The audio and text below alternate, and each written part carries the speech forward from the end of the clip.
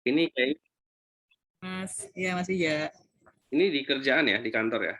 Iya bener lagi di newsroom. Oh iya iya. Iya.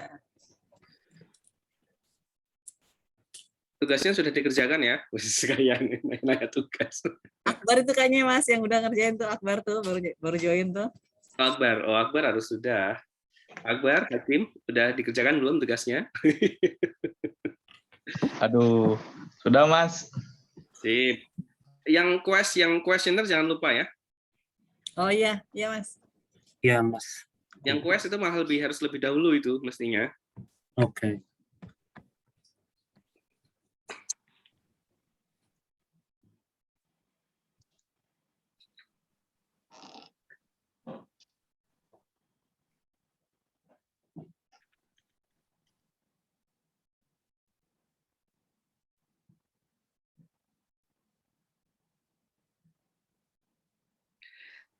Jadi beberapa hari ini itu sudah bicara tentang metode sebenarnya kan. Ya. Mbak Linda kemarin ngisi tentang big data dalam ilmu politik ya. Lalu setelahnya Ismail Fahmi ngisi tentang social media analysis dan natural language processing. Lalu kemarin itu Mas Aki Okamoto dari Kyoto itu ngisi tentang network analysis. Nah ini digital ethnography ini yang sangat banyak tunggu-tunggu nih. Audiensnya seperti saya bilang macam-macam ya, ada asisten profesor, ada doktor ya. Kita juga terkejut kenapa yang daftar itu malah yang kelas berat ya, kirain anak-anak S1 gitu. Terus tapi mereka ini newbie sebenarnya dalam riset digital gitu. Jadi nanti introduction saja to digital ethnography, diskusinya mungkin bisa lebih nanti dieksplor di diskusinya lah kira-kira gitu. Ya. Ya nanti saya akan beri nggak banyak sih. Saya kasih contoh kerjaan saya aja. Ya lebih baik itu aja. Ya biar. Ada contoh dari mahasiswa juga sih, mahasiswa saya. Oh iya. Ya saya waktu itu lihat tuh bagus tuh yang presentasinya. Itu waktu itu di kampus apa ya? Yang saya. Kampus luar Jawa yang saya pernah saya screenshot itu loh. Saya di Unhas. Unhas ya. Oke. Di Unhas. Loh, bukannya di Sumatera kok, Kang? Kalau nggak salah di Sumatera kok. Kampusnya Sumatera. Oh, USU. USU. Nah, ya, itu. Unhas lu. Ya ini materi yang Unhas dipakai lagi sedikit, saya tambah. Oh, oke. Yang USU sama Unhas sama atau beda? Oh, Unhas belum pernah. Saya Unhas. yang di kampus itu Malang, terus. Oh, Unhas belum pernah ya? Belum pernah. USU, Unpad, Malang. Nah, kalau Unpad itu malah workshop sampai 2 hari. Oh, itu. Benar-benar sampai detail ya? Ya, mahasiswanya punya project itu, terus kita diskusikan. Okay. Mereka dibahas satu persatu proposalnya, datanya. Kalau ada yang udah punya data, kalau yang belum ya proposalnya. Wih, ngeri ini. Ini nanti postdoc kemana nih, Kang? Sudah postdoc duluan. Ya, itu expertise-nya. Ini memang gara-gara pandemi, memang ini metode jadi semakin ini ya, semakin dicari ya. Ya. Ya, mahasiswa juga di sini banyak kan studinya ya digital ethnography banyak. Ya, memang bagus sih kalau. Cuman metode belum ada mata kuliahnya, itu masalah juga. Jadi belum ada mata kuliahnya, yang ada bukan kuliah metode tapi kuliah lebih ke pembahasan mengenai digital society kayak gitu. Oh, maksudnya belum ada metode etnografi digital ya? Ya, yang ada baru mata kuliah tentang masyarakat digital, kira-kira gitu. Teori lah ya, ya. Teori ya.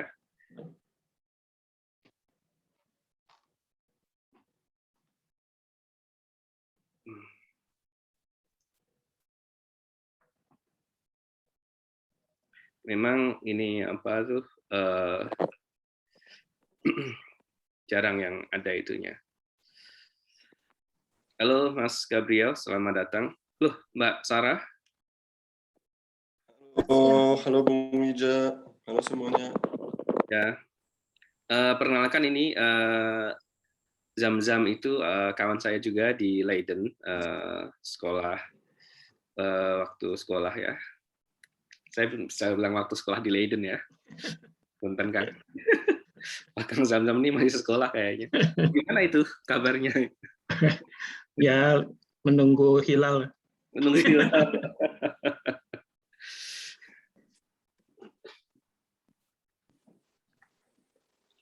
Memang ini ya, apa itu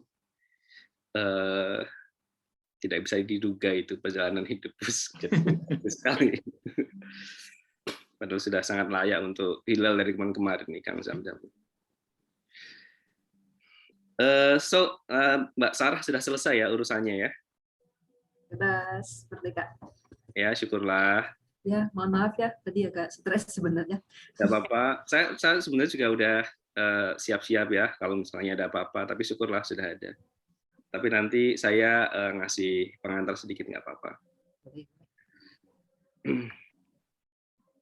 Jam berapa sekarang di sana, Mas Gabriel? Sekarang jam berapa di sana?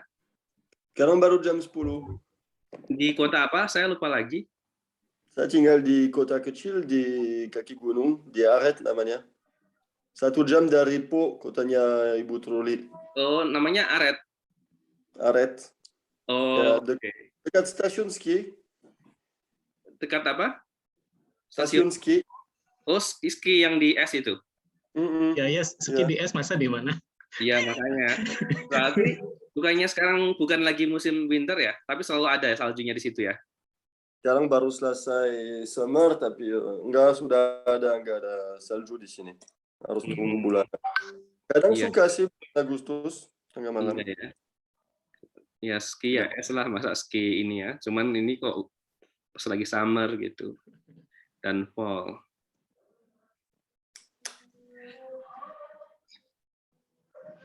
Ini hari keberapa nih ya? Hari ke-12 ya. Tapi sebenarnya sesi yang ke-13 ya. Karena atau 14 malah karena hari Minggu itu ada 2 sesi. Kemarin ada 2 sesi.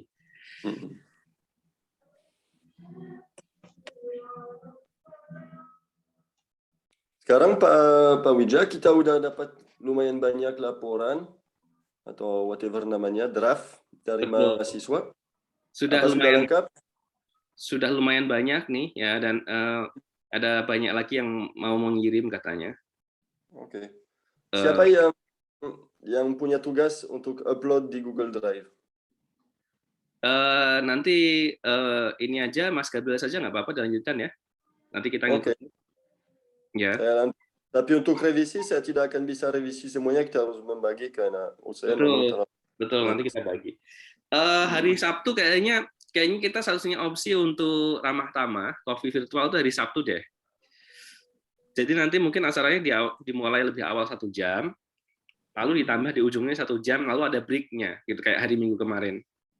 Sehingga nanti ada kita bisa saling ramah tamah dengan kawan-kawan di sini. Jangan lupa buat saya hari Sabtu jadwalnya beda di sini kan, kurangi 5 jam. Ya, nanti kita percepat 1 jam saja, nggak apa-apa ya. Kan mestinya jam 2, kalau dimulai jam 1 kan masih oke lah ya. Jam 6 pagi di sini. Jam 1 itu 13, kurangi 5 jam kan bedanya? 8. Ya, jam 6. Betul, oke. Jam 6 itu, kemarin Truli itu jam 12 sudah on loh. Jam 6 jam. Truli tidak punya anak. Ya. Patri langsung ngomong. Lagi. Oh iya itu, that makes a whole lot of difference. Yeah, I know. Kalau begitu kita mundurkan selesainya juga bisa. Jam 2 mulai, mundurnya selesainya jam 6 gitu ya. Is it okay? Gabriel? Ya. Ya. Karena kalau anak kecil itu emang susah. Ya, soalnya kalau di Prancis harus bagi tugas 50% dengan istri. Sebenarnya sama. Kalau misalnya Gabriel. di Indonesia sekalipun, kalau istrinya kuliahnya di sana juga sama aja udah. Loh, pokoknya di Belanda itu bagi-bagi tugas. Generasi sekarang ya betul. Tapi Sebenarnya mertua saya ini curcol nih, Mas Gabriel curcol. Kang Zamzam juga punya baby kan? Berapa usianya, Kang? Yang satu sudah besar, sudah. Yang kecil. Oh, yang kecil sekarang 2 tahun. Nah, iya kan? Sama. Sama. Sarah juga 2 tahun juga. Iya. Yang satu Kalau 8, Gabriel berapa? yang satu 2. Ya. Usia yang kecil berapa, Mas Gabriel? 1,5. Lebih kecil lagi. Keduanya juga. Ngomong, kemarin Mas Aki itu juga sama, Mas Aki Okamoto, dia bilang, maaf ya belum sempat karena kemarin begitu pulang, itu saya mandiin anak saya dan menidurkannya 2 tahun usianya gitu. So yeah, we're in the same situation. Work from home. Ini kawan-kawan yang sudah masuk selamat bergabung ya.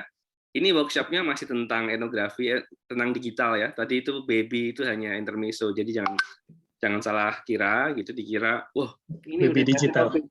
Jadi baby digital. Mas Tommy usulannya bagus ya.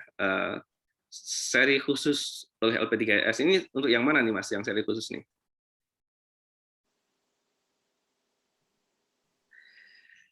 Oke, mungkin ya maybe kita mulai dalam 1 menit lagi ya, Sarah. Udah, sekarang jadi banyak. Sarah, are you there? Yes. Okay, good. We'll start in 1 minute.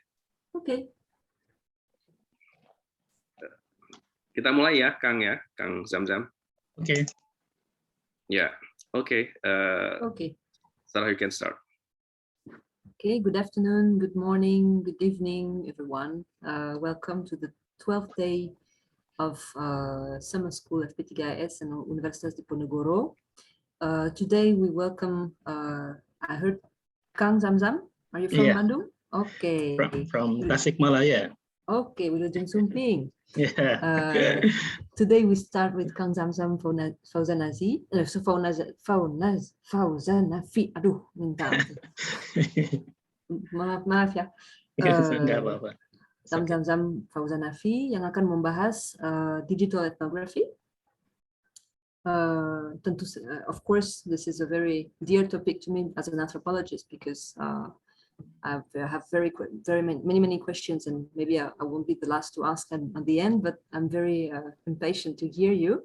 So, Mas Hujan, you wanted to introduce Kang Zamzam, I heard? Yeah, and also give some announcement as well. Welcome everyone for this day number 12. I would like to congratulate you, and congratulate myself too, for being this far. It's day number 12, and I can say for sure that all the materials that you've got so far is quite heavy actually. It's more than 1 semester taking a course in my own university, for instance, the introduction to digital politics. And thank you for staying there. Before we go to the material for today, I would like to give some announcements. First of all, it is about the assignments. Thank you for those who have sent the assignments, and for those who haven't, and you will still waiting for your assignment until tonight, I guess. And the second thing is about the survey. So we're circulating a survey about, not really surprise. So it will be a basis for us to reflect about this program and to evaluate for the next program next year. So we would like to know your impression about this program so far as well. So I hope you already filled in the survey, and some of you maybe haven't seen it, or actually I already announced it in the WhatsApp group. Yeah, for those who missed it, I'm posting it in the Zoom meeting for now. Okay. That would be it. Some of the announcement. And today, of course, we have one of the most important parts of research methods in digital democracy, right?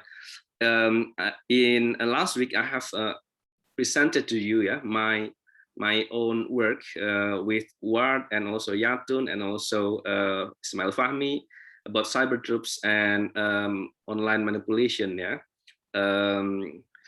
And I introduced you some of the method, right? The social media analysis, and then digital ethnography, and also classical ethnography. I, of course, can share you about the digital ethnography myself. However, my background is political science. Until I took master degree about political science too, and my doctorate degree also political science. Today we have a guest speaker who is anthropologist since the very beginning. So let me share a screen to introduce him. You can see here, Kang Zamzam Fauzanafi is a lecturer in the Department of Anthropology of Cultural Science, Gadjah Mada University. He took his master degree from University of Manchester, and he also took his PhD degree using anthropological approach, digital ethnography, in Leiden University. So Kang Zamzam, actually my colleague, yeah. Back to 2016, I guess, yeah, Kang Zamzam, we share chapter each other, yeah. So because we are more or less in the same year, I'm a year ahead of him actually. I was, and our supervisor, one of our supervisor was the same, Wat Barenschoot, who talked here as well. So it's kind of reunion for me and Kang Zamzam, and Kang Zamzam presented his very interesting findings back then, yeah, in his research. I think he's almost done, yeah, with his PhD, only waiting for the PhD defense. So he could talk a lot, yeah, about this. He also wrote a book that I have it myself about visual anthropology, I guess, yeah. And here is some of his publication, Searching for Digital Citizenship, Fighting Corruption in Banten, Indonesia. I presented some of his work during my presentation myself when I talked about digital citizenship, and here are some others. So everyone, I welcome you. I present to you, yeah, Kang Zamzam Fauzanafi. Kang Zamzam, welcome to this program. Now the screen is yours. Okay. Thank you very much for your kind introduction. And today I just want to share actually my experience doing research using this method, digital ethnography. And I will talk about more about my project actually. And in the beginning, I will share also some like a background of what is actually digital ethnography. And I think in some audiences we already knew each other, yeah. Some of them is familiar, like Gabriel, and I realized that we already met somewhere. And I think Gabriel also working in Banten, yeah. And then I will present also some of my work in Banten, so maybe later on we will talk about it also. Yeah, just to make clear my presentation, I will share my PowerPoint. Okay, is it on, right? Yes. Yeah. Okay, yeah. Let me. Okay. Yeah, this is an introduction to digital ethnography, and as I told you before, based on my experience. And I use this picture. This is from Banten also. If Gabriel can recognize it, this is workers when they are during the demos. They joining demos by and also making picture and also posted in Facebook. So this picture I use as a cover, just to give you a sense of how this digital technology intertwine with our life and our everyday life. So I will start with the definition. The definition of digital ethnography. Digital ethnography has a double meaning. So first, it refers to the deploying of ethnographic to understand digital culture or digitally mediated culture.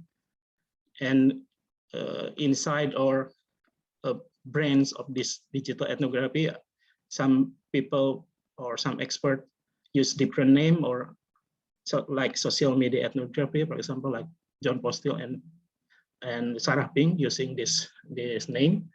And then also there is another method, for example, like digital autoethnography, which is combination between digital ethnography and autoethnography. And in this presentation, I will share my work using more social media ethnographic approach, which is actually is almost the same with the digital ethnographic method. And the second one applied to the use of digital tools or technology as methodologies is increasingly within ethnographic research, including the use of digital photography, videography, sound recording, existing digital media product, for example, video in YouTube. We can use it as a tool. And then the use of computational tools in ethnographic research. Maybe in the previous presentation, there is a lot of kind of computational tools or program that a lot of people use, for example, social network analysis and so on and so forth.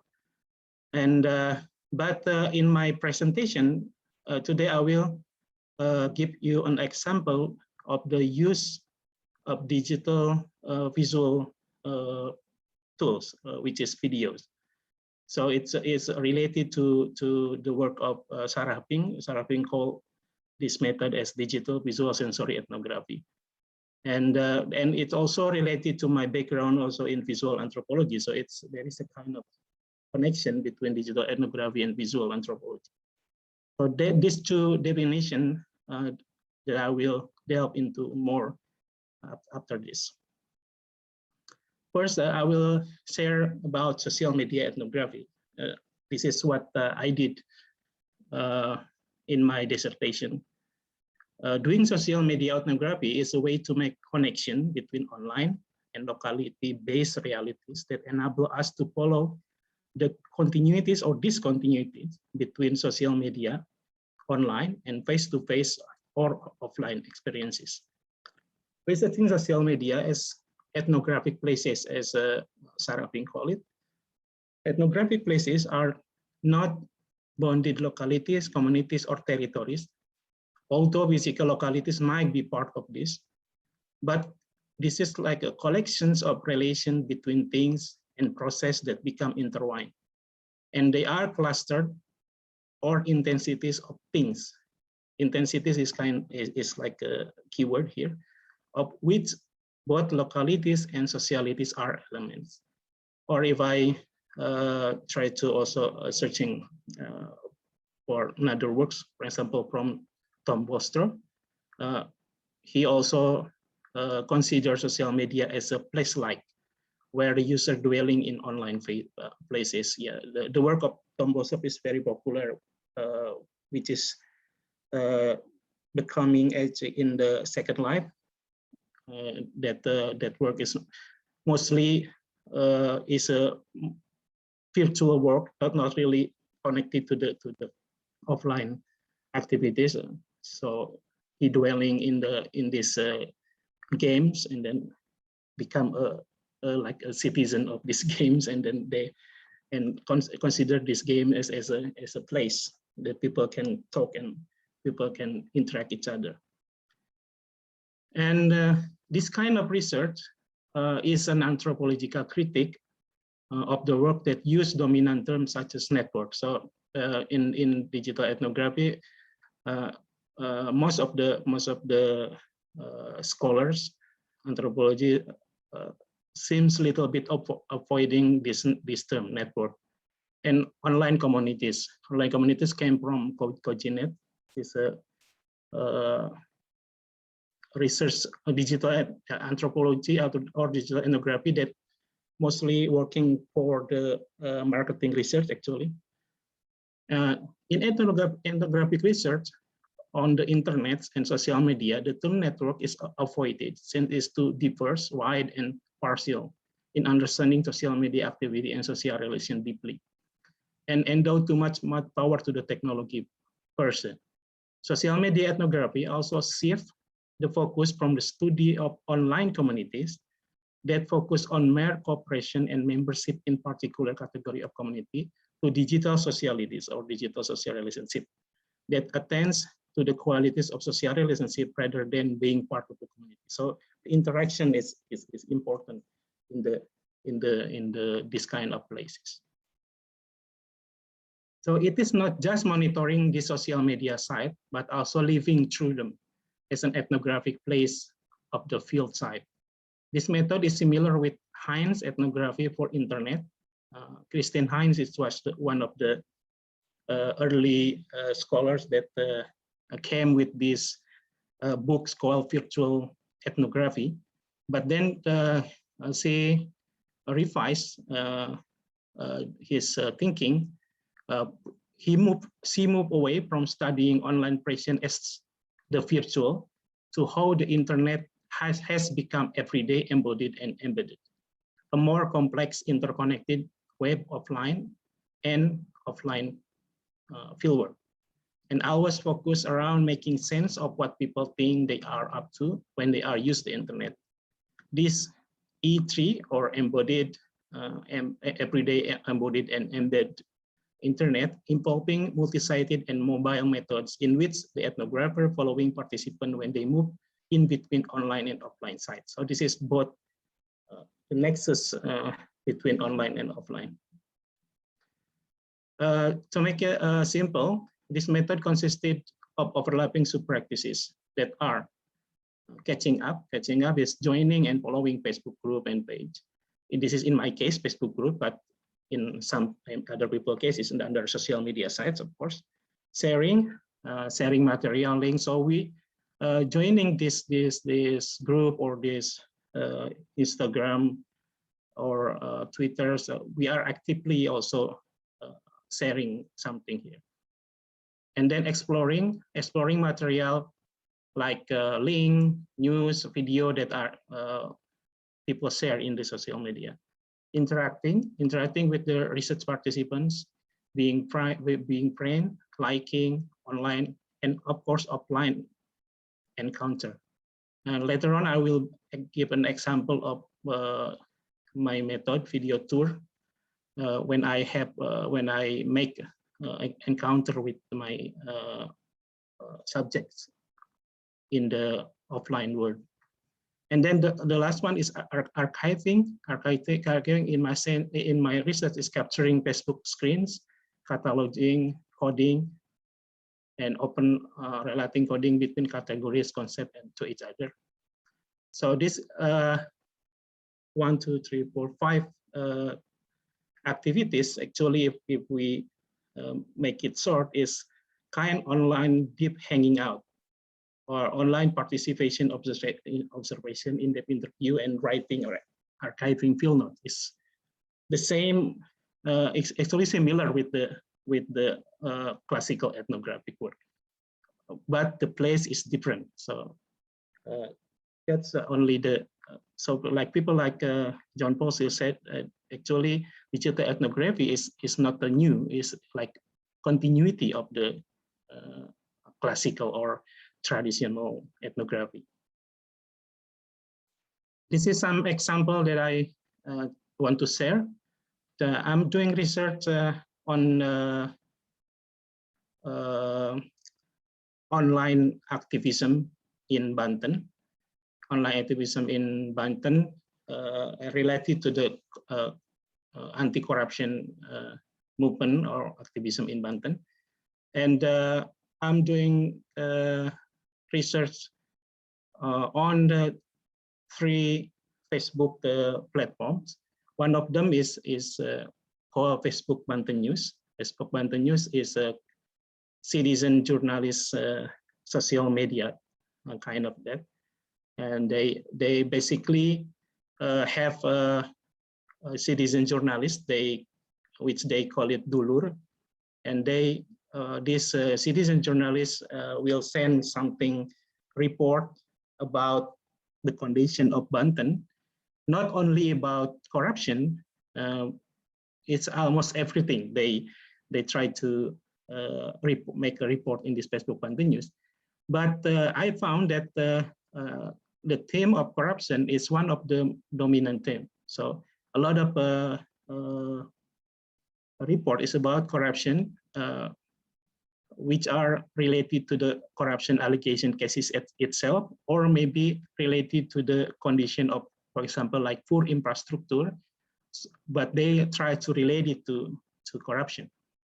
So basically, I follow this Facebook page, and then I make a contact also with the administrator, and then the administrator welcoming me, and then they even make me an administrator also. So I'm then become a part of this Facebook platform. So I can see the back side of this Facebook Banten News page.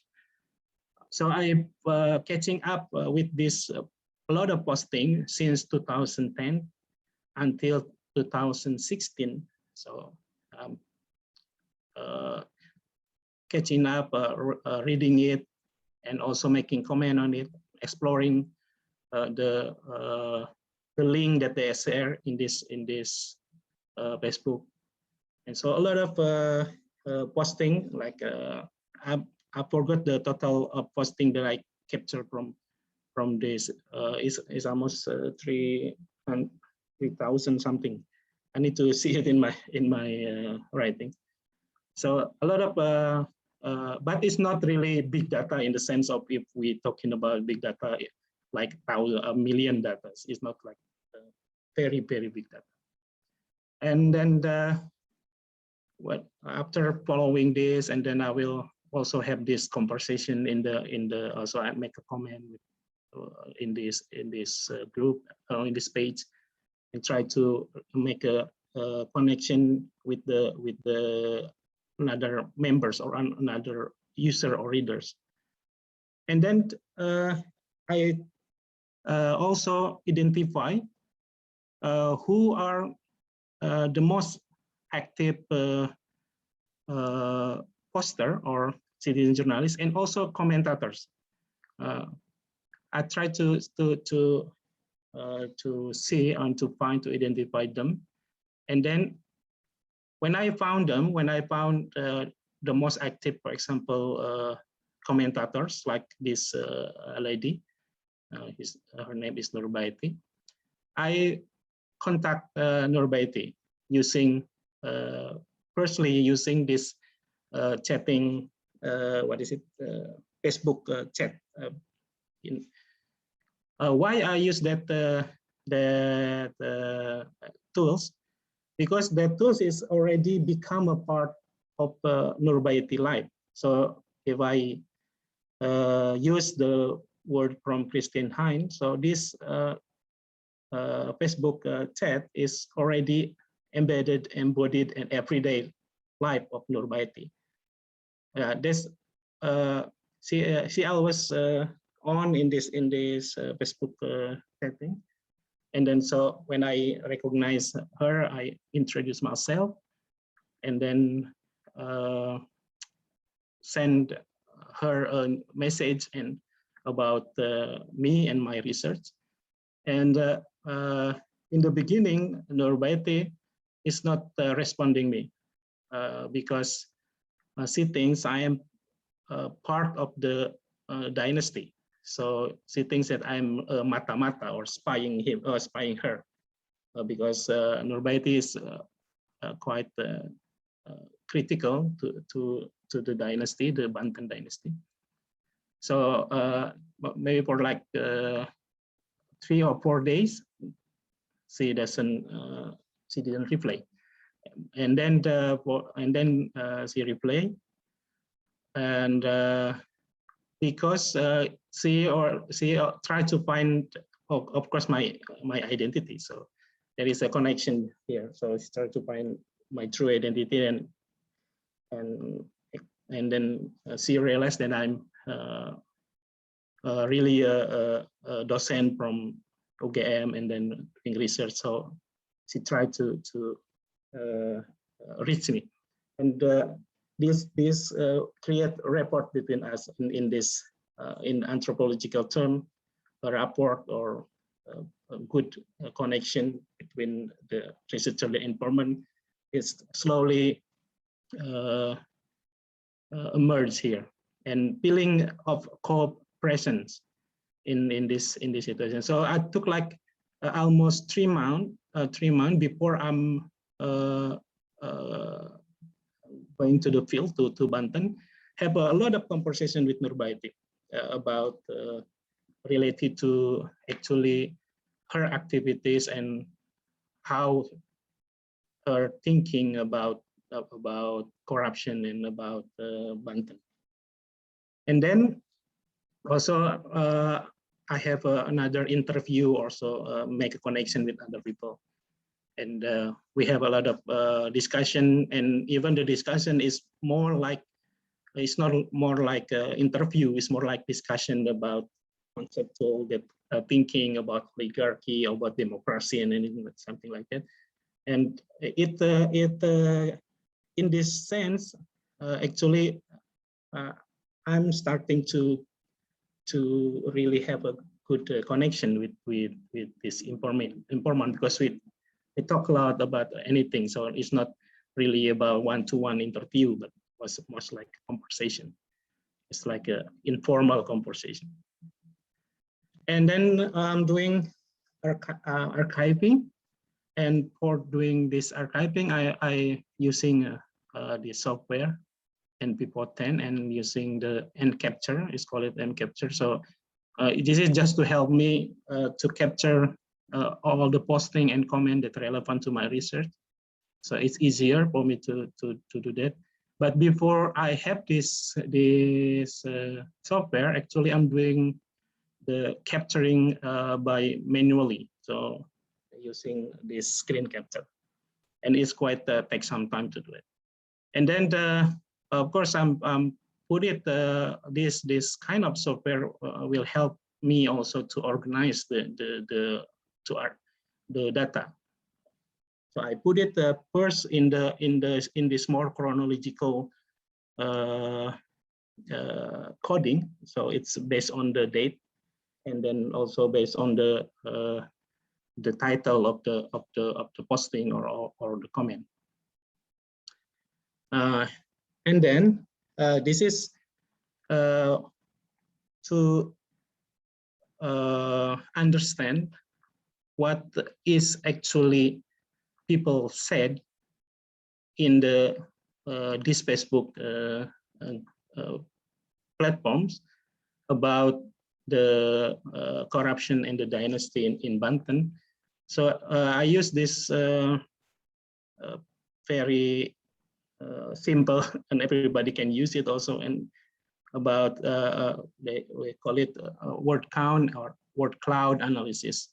So basically, it's just I just want to see what the dominant statement, what the dominant word that they use when they're talking about corruption in Banten. And using this counting, word count and word cloud, actually, I'm trying to factoring a lot of data or 1,000 data to become more simple, to become more I can dig it to become more like make it simple and tighter. And I use this word as I see it as a system of a statement. I call it as a system because they are relating each other. And this terms is system of statement which construct an object actually is a discourse. So as you can see in the picture, this very big word, it means that the word Atut, this is stand for Ratu Atut, the ex-governor of Banten, is the word that the most people talk or the most people use in this Facebook group, and also KPK, rakyat, warga, uang, hibah, korupsi. Of course, korupsi is the STEM word. So korupsi, because I'm researching on corruption. So korupsi is the second most used word in this, and uang. And then if we see it in the table, we can see also like hak is right, mati, maling, and moral, and also haram, and another word that came. Basically, I now try to recognize what is the dominant word in this conversation or in this discourse. And then to understand how this STEM word, corruption, related or connected with other dominant word, I have therefore made use of the technique of word cluster to emphasize that the meaning of corruption is related and connected to certain concept. So this is also very simple tools in NVivo actually. Just click it and then we will have this relation between word. And what I'm trying to do here is actually how corruption is put in relation to another word, and what is tell us about it. For example, like corruption here is very close, have a very close relationship with haram, and with sampah, and with warga and negara, and moral mati. That's it's maybe some of people will say, of course, this is obvious, but if we make a contrast with the Facebook or social medias in national levels, that social media that used by mostly by non-government organization dealing with corruption, that I doing also in my research, this will have a very different picture. In this Facebook Banten News and another Facebook group in Banten, corruption is constructed in the term of morality. So they are related to haram, related to moral, and also actually related to the discourse of the right between warga and negara. But when I try to find the exact statement, also the relation between the warga and the negara is also a relation that based on morality. So warga, the citizens, see the head of the official of the state, for example, more in the relation of like good leaders, immoral leaders, or between devilish leader or good leader, for example, not really related to the to the discourse of right in the term of legal term or more in the political term. So that's how this archiving the statements can lead us to understanding of this kind of discourse in the online environment. But then I'm also not just doing this discourse analysis research, but also made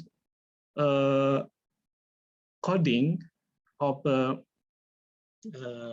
every posting and comment. So I made an open coding of posting and comment related to corruption in the 3 Facebook platform. I didn't mention another 2, so there is another Facebook groups about categorizing those posting and comments into different type of digital acts. So I'm doing this concept. So doing research, ethnographic research also actually is not really only describing something, but also make an argument using informed by certain theory or concept. So I'm using this concept of digital acts here as concept as speech act, which are through the internet of social media. So I follow Aisin and Rupert. And this digital acts that will become digital act of citizenship. So my research is about citizenship. So how this digital act can become can create or produce a type of citizenship in this environment or in this online activities. So I conducted open coding to examine social media data for concept or categories. For example, digital acts that can explain and observe phenomenon that I already archived. After initial categories were generated, they were modified, condensed, and refined to best reflect the data. So I'm doing different kind of digital act coding. For example, like here, this is the type of digital act. For example, this is planning the dynasty, calling citizen to take action, calling for KPK to hand the case, being skeptical. This category is not made once, so I'm keep coming back to this category to make a very what is the exact category that fit to this statement. So I'm keep changing and keep try to revise the coding, and then from that process for this 1,000 postings, I try to make this coding. I came up with this what is the dominant digital acts that people say or people do in the Facebook, and I found that there is 2 types of digital acts that predominantly used or do by the user or by the members of this group. First is digital act of reporting and sharing news on corruption, and secondly is digital act of flaming. Flaming is displaying hostility by insulting, swearing, or using otherwise offensive language, but also for certain extent, not intentionally offend others, but they are simply meant to express disagreement and alternative opinion, sometimes using humors and also sarcastic comment, for example, something like that. Now, and then from this dominant digital act, I'm making this analysis how this actually more or less is create a type of deep activism that I call online emotional indirect activism. And then the stories goes on, and then I found with this conclusion argument that all these activities and all this posting in this Facebook platforms is actually creating a type of citizenship that I call digital affective citizenship. So this is the only give the context how I'm doing analysis of this posting and comments. But I'm not, of course, I'm not stop here. As I mentioned in the beginning, that digital ethnography or social media ethnography is also dealing with the offline activities. So I'm actually also visited Banten and staying for 1 year in Banten, and then have a contact with this my informants, which are all of them is the citizen journalists of the Best of Banten News or members of other groups and activists, Banten anti-corruption activists. So I met with them and then make a contact and following their daily life and how they are dealing with this technology, and then how they are also sharing or posting something in their everyday life. About that, I will talking about later in this in the second part of this presentation. But before that, I will also make a brief example also about digital ethnography research using digital autoethnography method. So now more and more people using this method, digital autoethnography, because social media or internet is also become expression of personal expression. A lot of people use it as a personal expression, and then they doing a lot of things from their they think a very safe place of their personal life, but they actually also give it to the public so this is in between public and private and personal experience. And this digital autoethnography relies on personal experience to foreground how meaning is made among people occupying and connected digital spaces such as Facebook and other social media platforms. And digital autoethnography stem from digital ethnography, an approach that extends traditional observation beyond geographic and temporal boundaries to document digital culture, as I mentioned before. Digital ethnography does not require researchers on physical immerse in this type of research. It is not is more dealing in the online spaces only. So they have interaction only on that, but not in the offline activities. Digital autoethnography provides cultural analysis of digital phenomena through personal narrative. The work of digital autoethnography is situated within and concerned about digital space that they live, experience, interactions, and meaning making within beside this context. So this is only one of example of my student. She doing research on social relation between the Instagram user who use second account. So there is a new phenomena in Instagram that people have a second account, and also sering disebut, and also they call it Finsta, fake Instagram, but people said also a second account.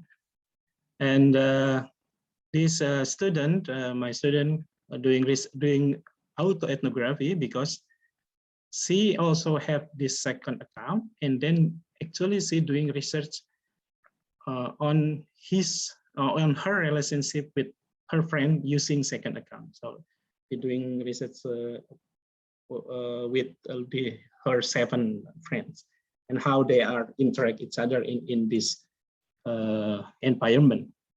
So and then the data, of course, is mostly is capturing of the picture of this Instagram, a second account Instagram, and also interview, conversation between them.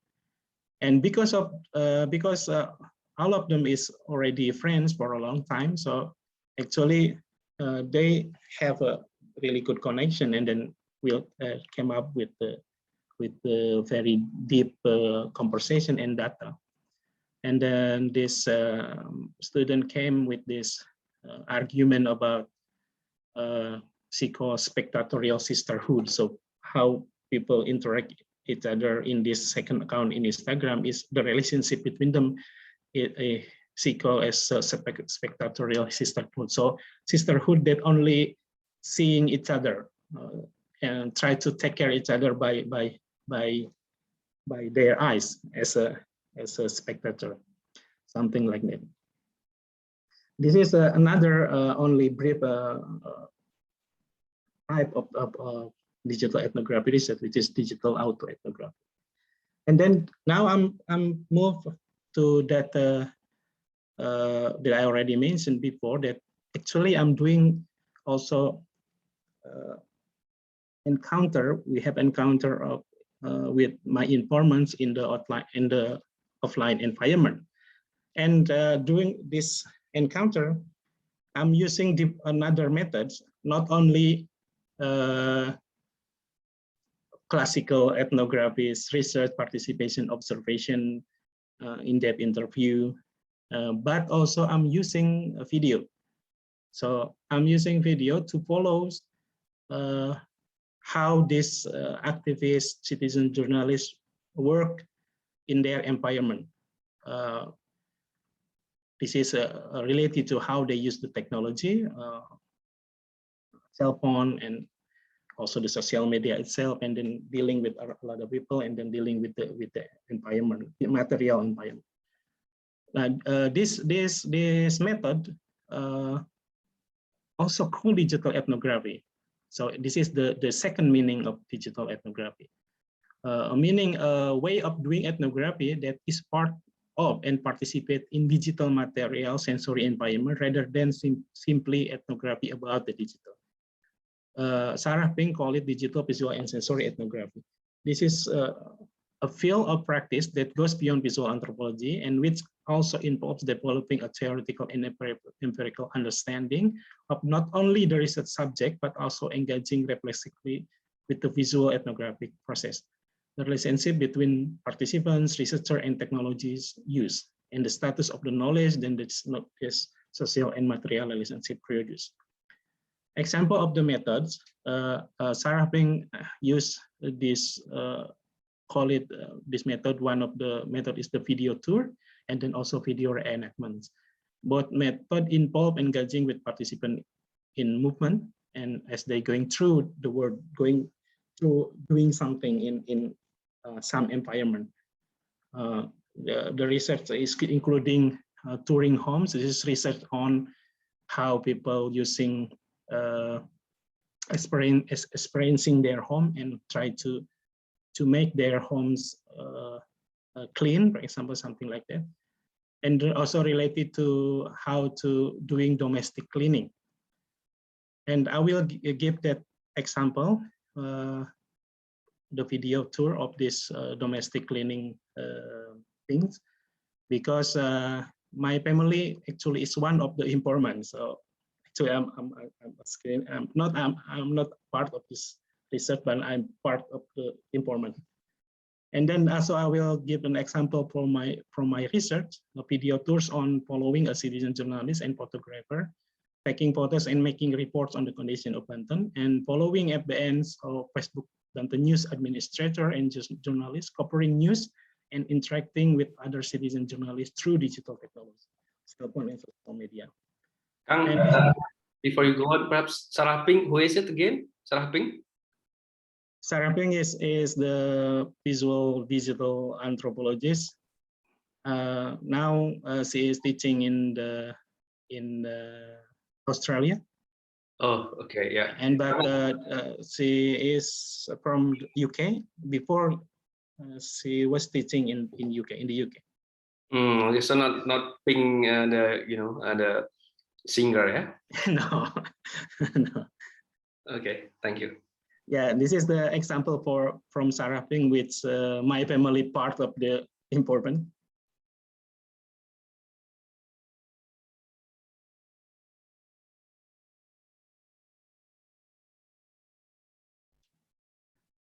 Let me share news this. Di sini bisa cerita lagi biasanya kalau nyuci jam berapa? Biasanya saya pagi, jam 5 pagi atau malam jam 8 atau jam 9 ketika Zizi sudah tidur. Tunggu sebentar ya, karena kalau Zizi tidak tidur begini jadi Wow.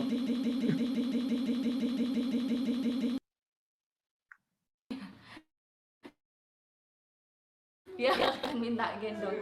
Ya, tunggu sebentar. I think there is a lag, Sama apa ya? little bit lag. Kamu mau ambil sabun? Sabunnya ketinggalan di kamar mandi. Confirmed. Yeah, this is the digital baby that we're talking about before. How to deal with baby.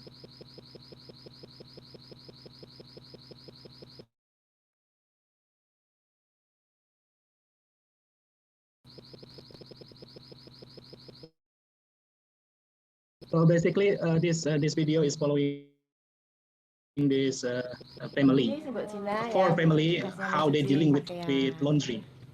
Dia baru akan. This is my house. Sebentar, dikenalkan dulu. Dikenalkan dulu. Ini pembantu saya namanya Bipon. Umurnya berapa, Bi? 40. Ya. Dan sudah ikut dengan Mbak Dina berapa lama ini? 9 bulan. 9 bulan ya? Belum setahun ya. Di sini ada ini punya adik saya, ada 2, ini punya saya. Yang jadi tanggung jawab saya adalah yang ini. Sepertinya videonya nggak jalan nih. Anak saya sama ayah saya. Jadi masing-masing punya tanggung jawab terhadap kantongnya sendiri. Okay, yeah, this is only a small example, but basically the research then goes on, and then the final argument or the finding is more about how these people perceive what is cleanness and how they organize their home using different action, and then also how gender relation also shape that activities, and mostly about that. So by the research conducting by doing video tour of their home and then reenactment of how they doing cleaning or doing laundry. Kang Zamzam, Yeah. it seems like the video doesn't move, and seems like some of the ibu-ibu here really wants to see how it goes. So Okay. perhaps you can try again, yeah. That was mean. And also Aisyah Putri as well. I think that because it resonates with their experience, I think. Move. Terus direndam di Not yet, yeah. kamar mandi. Yeah. Direndam di Not yet. pisah-pisah mana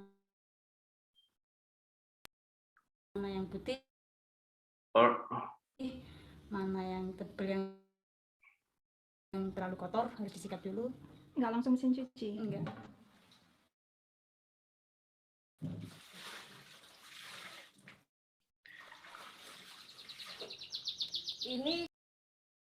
Ini nanti pertama ini buat merendam yang hitam, color putih. Setelah direndam kemudian it's still freezing, Kang Zamzam. setelah ini nanti baru I think it has something to do with the signal. Jeans atau kalau selimut atau handuk atau spray biasanya wool. Yang ngejarin dulu siapa? Awalnya. Jadi saya baca dulu. Dan ini kan bahasa Inggris, jadi relatif mengerti lah caranya. Yeah, that's the end of this clips. And then another clips. This is from my research. Just a moment. Sorry. Sorry to interrupt. Yeah. Personally, I still have the same image of a woman going to a washing machine, and it doesn't move at all. I don't know for the others, but it seems that I'm not the only one. So, yeah. What can I do? Or maybe there is a recommendation from is it Aisyah Putri here. working now? If perhaps you share it from the video Yes. player, Semuanya the bisa PPT. terjangkau.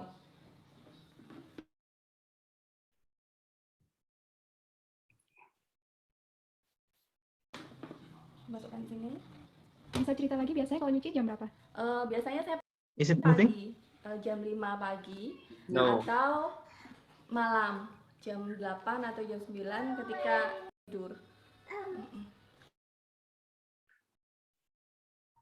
Tunggu sebentar ya, karena kalau Sisi tidak tidur begini. Yeah. Recommendation here is try to share it from directly from the video player. Sama Bapak ya? Maybe. Yeah. Mama mau ambil sabun, sabunnya It's not moving? Not at all. Not at all. Maybe because of the internet is not really good here. We change the image, but it's still freezing. Yeah. Let me try the second one. Maybe not the second video's working. The internet connection is unstable. How can we solve this? Let me. How about this one? We have a new image. Not moving at all? A little bit on my part. Little bit. But there is lag.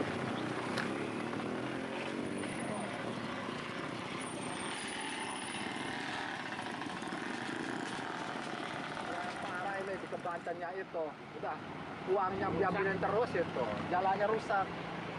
Di Banten itu kan? Di Banten tuh penjara sama penjara beda tipis. Penjara ngasih uang, penjaranya ngambil uang. Kalau musim kemarau debu, musim hujan becek. Padahal uangnya besar itu. Itu hebat kan? Hebat apa gitu? Hebat. Hebat gimana Banten gini? Ya, enak mau pejabat-pejabatnya.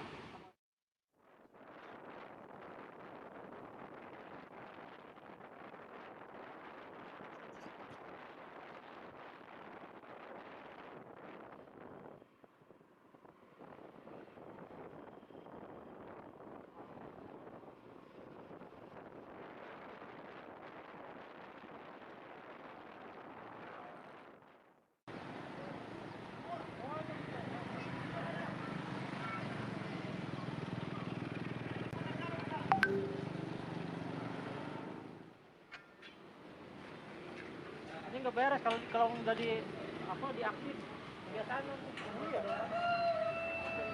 Pak, dari harian mana Pak? Kita dari FBN. Apanya? Facebook Banten News. Facebook Banten News. Iya. Ada surat kabarnya? Kenapa? Surat kabarnya? Ya itu online. Online ya? Iya. Oh, berarti kita di online ya? Iya, online. Berarti kita di online. Sekarang mah surat kabar cetak mah siapa yang mau baca? FBN. FBN. FBN. Facebook bacanya Facebook, tapi bahasa Indonesia ya. Oh, Facebook ya? Gitu ya? Itu bacanya. Oke, Ini. siap. Facebook Banten News. Soalnya pembacanya ada 46.000 orang. Ini, sebanten. Iya. Malah dari luar negeri ada. Dari orang-orang Banten yang ada di Arab Saudi apa semua monitornya lewat itu. Terus Korea. Jadi kalau udah ada itu bisa ngirim berita sendiri. Oh, misalkan saya ada kabar apa nemu di mana? Saya foto, saya kirim. Iya, ada orang orang tenggelam, ada orang kecelakaan, ada berapa orang. Bisa itu ya? Iya, nanti kirimnya di inbox aja. Di inbox langsung. Inbox nanti diterbitin sama redaksi. Sama redaksi. Oke, siap. Jadi semua masyarakat bisa ngirim berita. Kayak seperti kejadian di tol, di mana saja bisa. Iya, di mana kayak begini kan menarik. Nah, ini alasannya apa kejadian banjir ini? Iya. Diduga, tapi kalau mau pakai bahasa gitu diduga aja. Iya, saya khawatirnya gitu. Tapi kalau udah ada bukti begini mah nggak tahu. Kecuali yang sifatnya mengada-ngada kan, kita nggak berani. Takutnya kena undang-undang IT. Dulu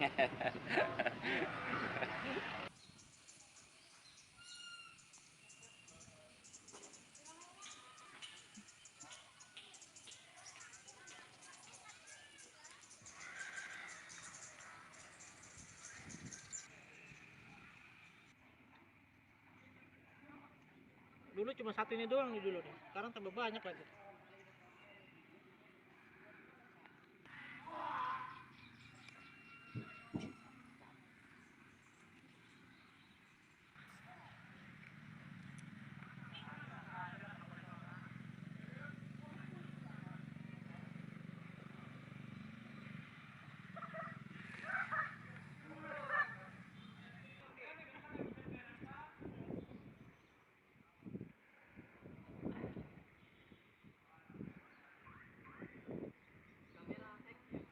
Parah, makin banyak coret-coretan, gila bener.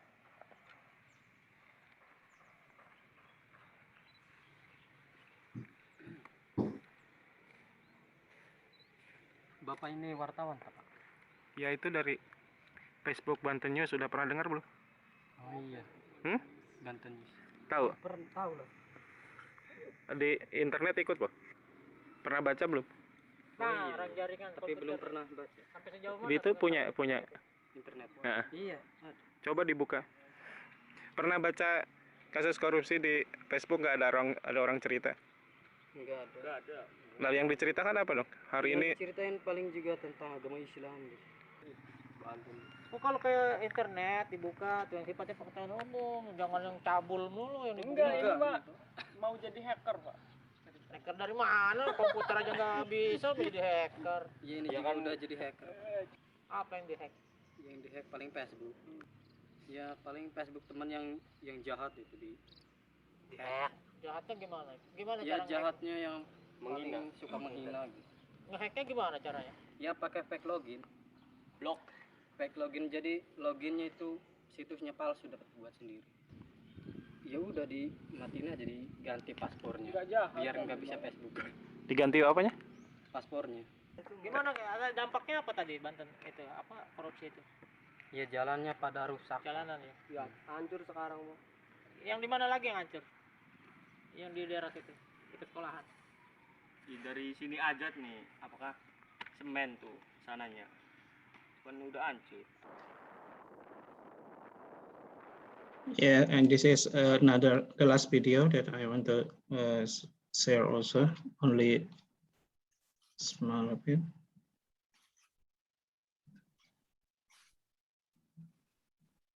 It's not move, but it's not.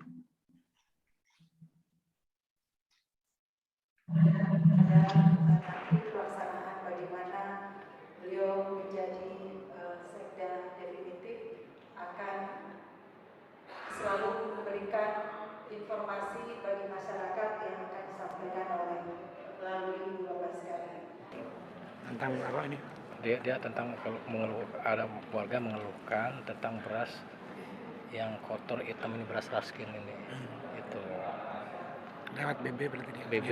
Jadi kita ada yang BB, ada yang MMS, ada yang inbox redaksi, email, semua ada gitu. Ini bukan wartawan. Bukan, ini bukan wartawan, bukan. Terus ada lagi dia pegawai bank juga tadi ngirim.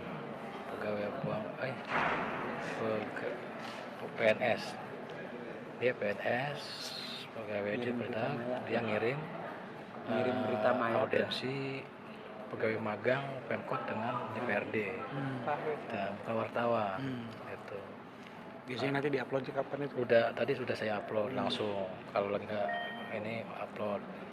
Nah, terus kalau yang tadi itu satu lagi si Sugeng dari Lebak juga, dia pendidikan guru, makanya ngirim info misalnya tentang kegiatan anak-anak sekolah. Oh, guru deh. Guru ya. Jadi ada yang kasih imam ke pelajar, semua kirim. Yang pertama ini untuk menjamin hak warga negara untuk mengetahui rencana pembuatan kebijakan publik, program kebijakan publik, dan program pengambilan keputusan publik, serta alasan pengambilan suatu keputusan publik. Kemudian mendorong partisipasi masyarakat dalam proses pengambilan keputusan kebijakan publik, meningkatkan peran aktif masyarakat dalam pengambilan kebijakan publik dan pengelolaan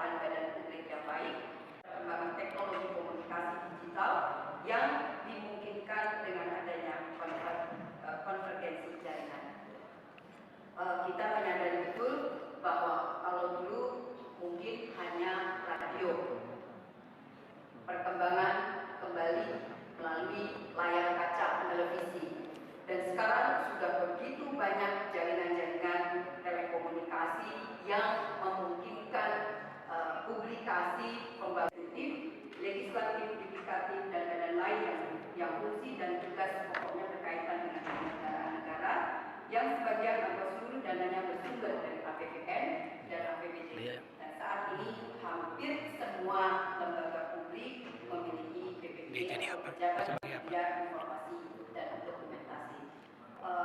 Astronnya jangan tidur.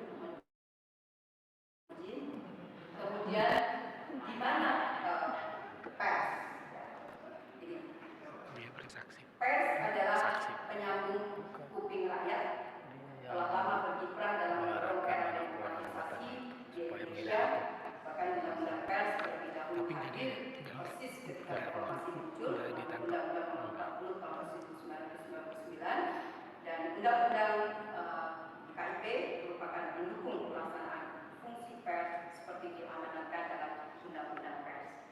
Keterbukaan informasi dan kebebasan pers yang bertanggung jawab dan profesional merupakan dua syarat yang harus dipenuhi bagi negara yang ingin menuju kesempurnaan berdemokrasi dan sejahtera. Melalui keduanya, penyelenggaraan negara menjadi terbuka lebar mengarah pada terpenuhinya prinsip-prinsip.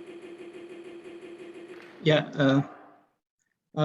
from that two videos that I made, that I produced in Banten, actually I want to show how the relationship between participants, citizen journalists, citizen of Banten, social media administrator, government official, with digital technology, camera phone, cell phone, social media, chatting application, and also YouTube, and other materials like roads, heritage, building, office, and rice, from which social relations and meanings are produced.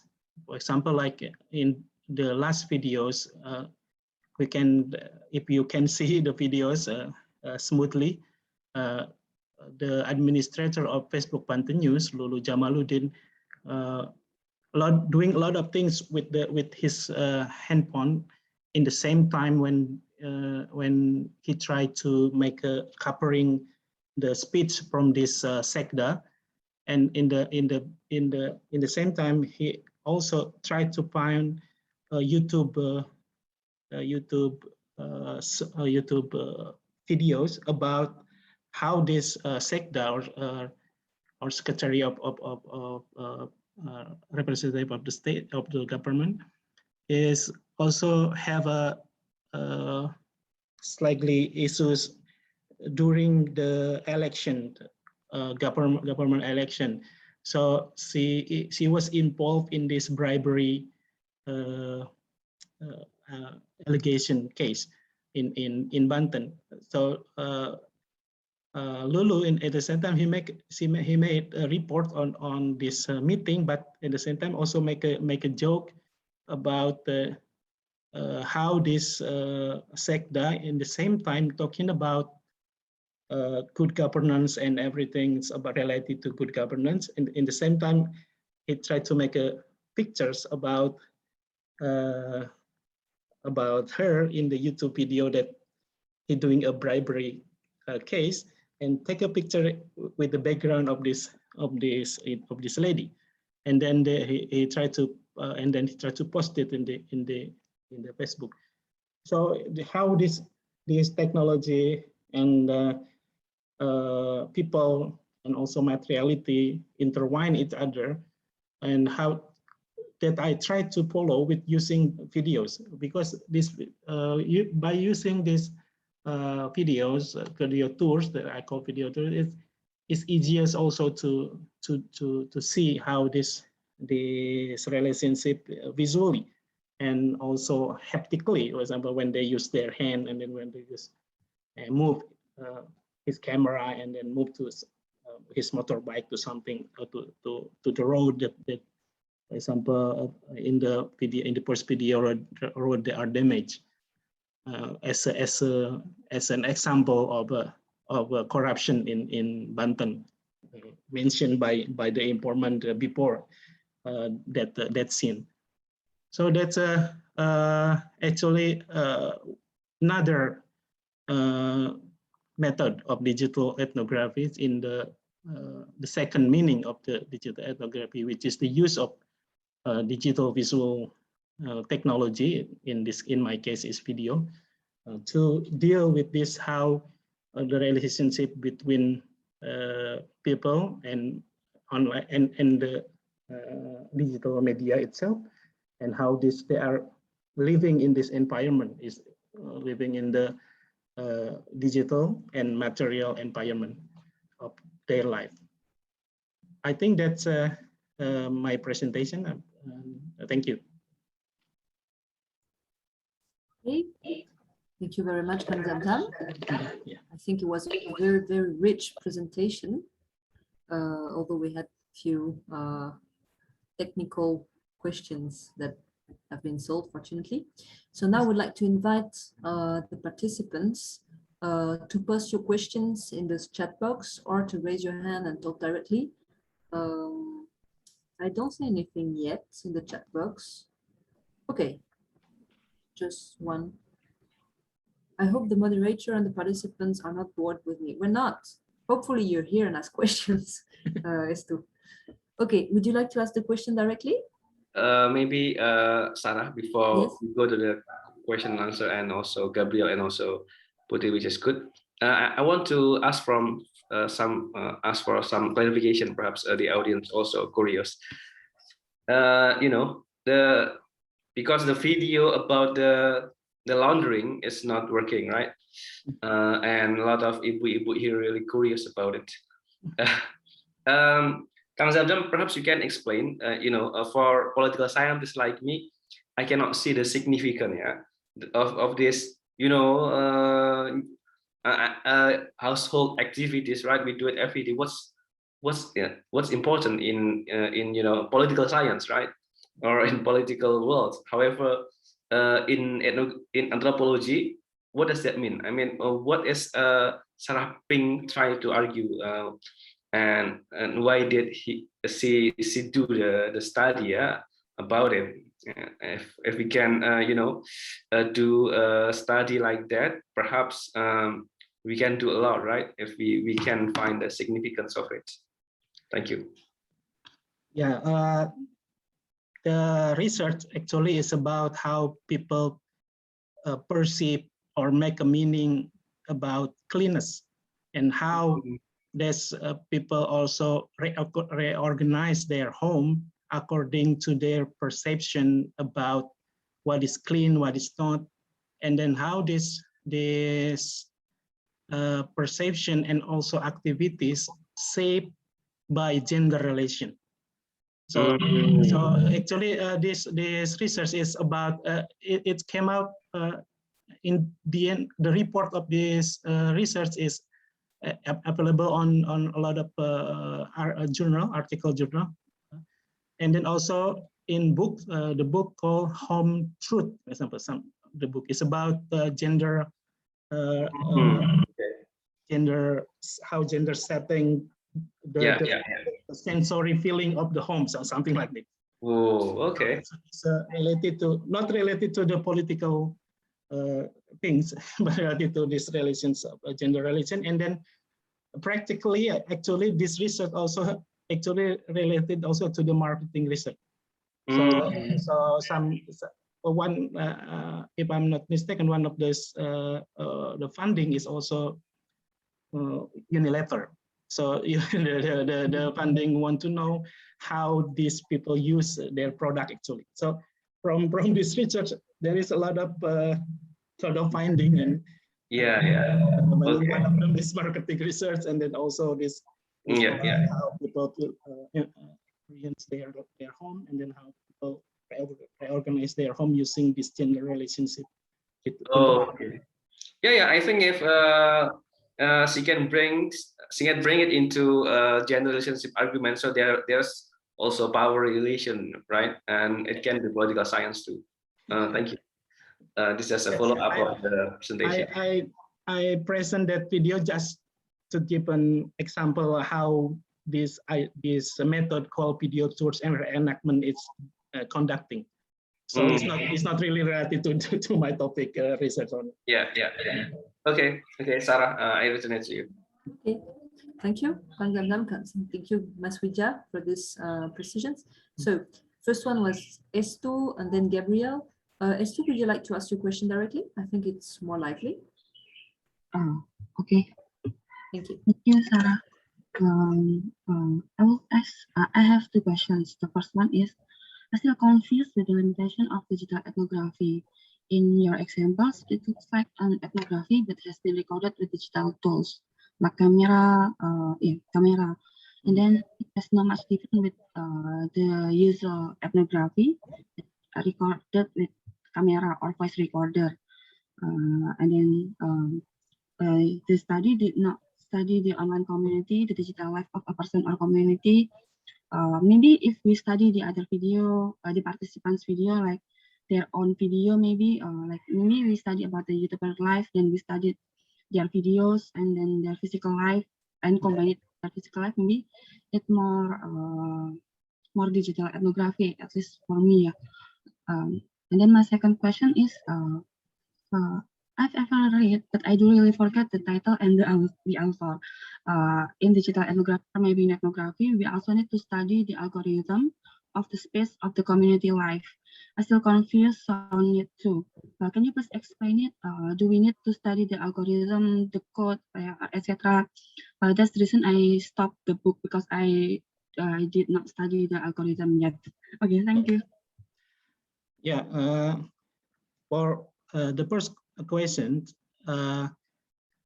in the beginning, I mentioned these two double meaning of digital ethnography. Yeah, one is studying these online activities, actually, or digital culture, or how people use digital media in their daily life. That's the first example. And then in that definition, it is including also studying YouTube, for example, that you mentioned.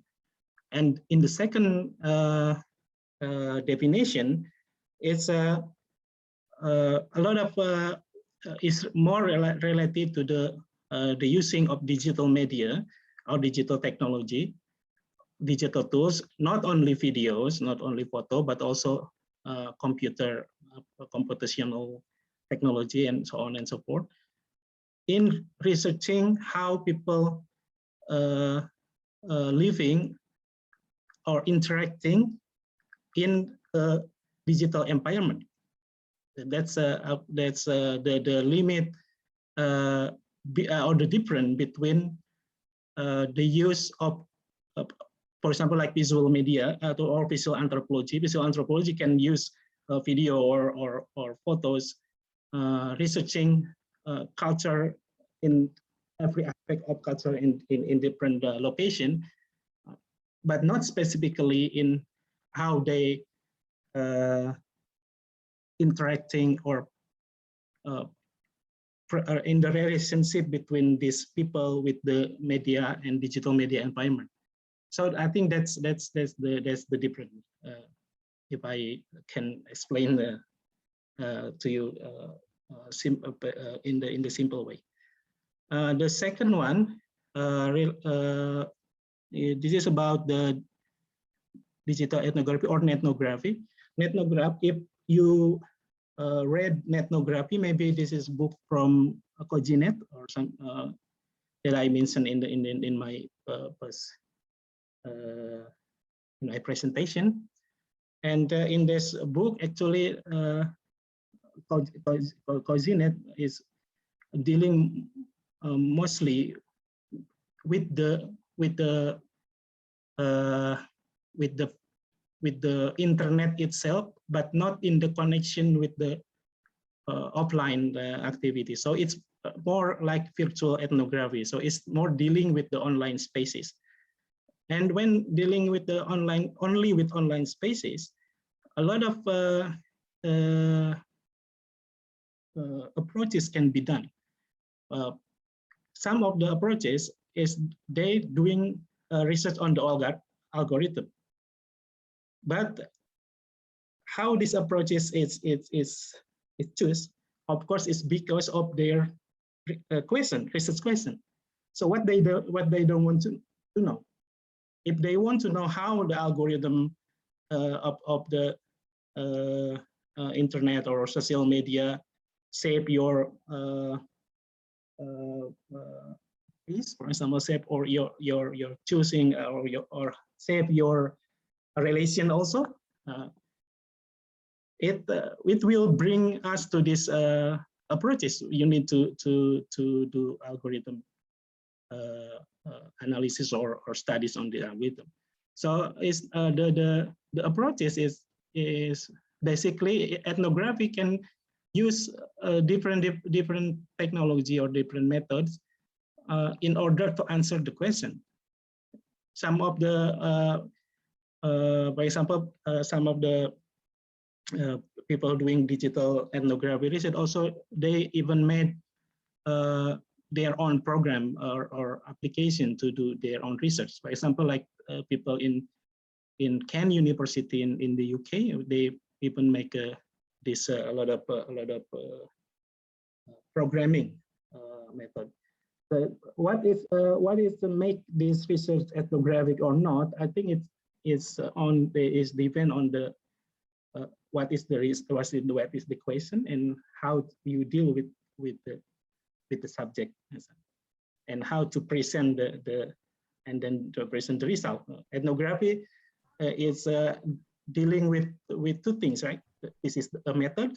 Also, this is a presentation of the result. So this is a type of writing, and then also this is kind of method. And then in the method, the very traditional or the core of ethnography, people I will say in the discussion in anthropological discussion, the core is actually participation observation. So participation observation is the core of ethnography. And then when we're doing digital ethnography, actually we move the participation observation to the digital world. So that's the easiest answer to digital ethnography. So it's the continuity of ethnography in the different spaces. Okay, thank you, Kang Zamzam. Maybe we can continue with Gabriel's question, and then we'll have a question from Pradipa. So Gabriel, the floor is yours.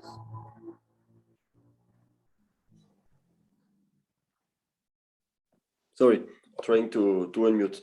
Thank you so much, Zamzam, for your presentation. It was very interesting for me and for everyone. I think it was very rich in terms of method and also in terms of material.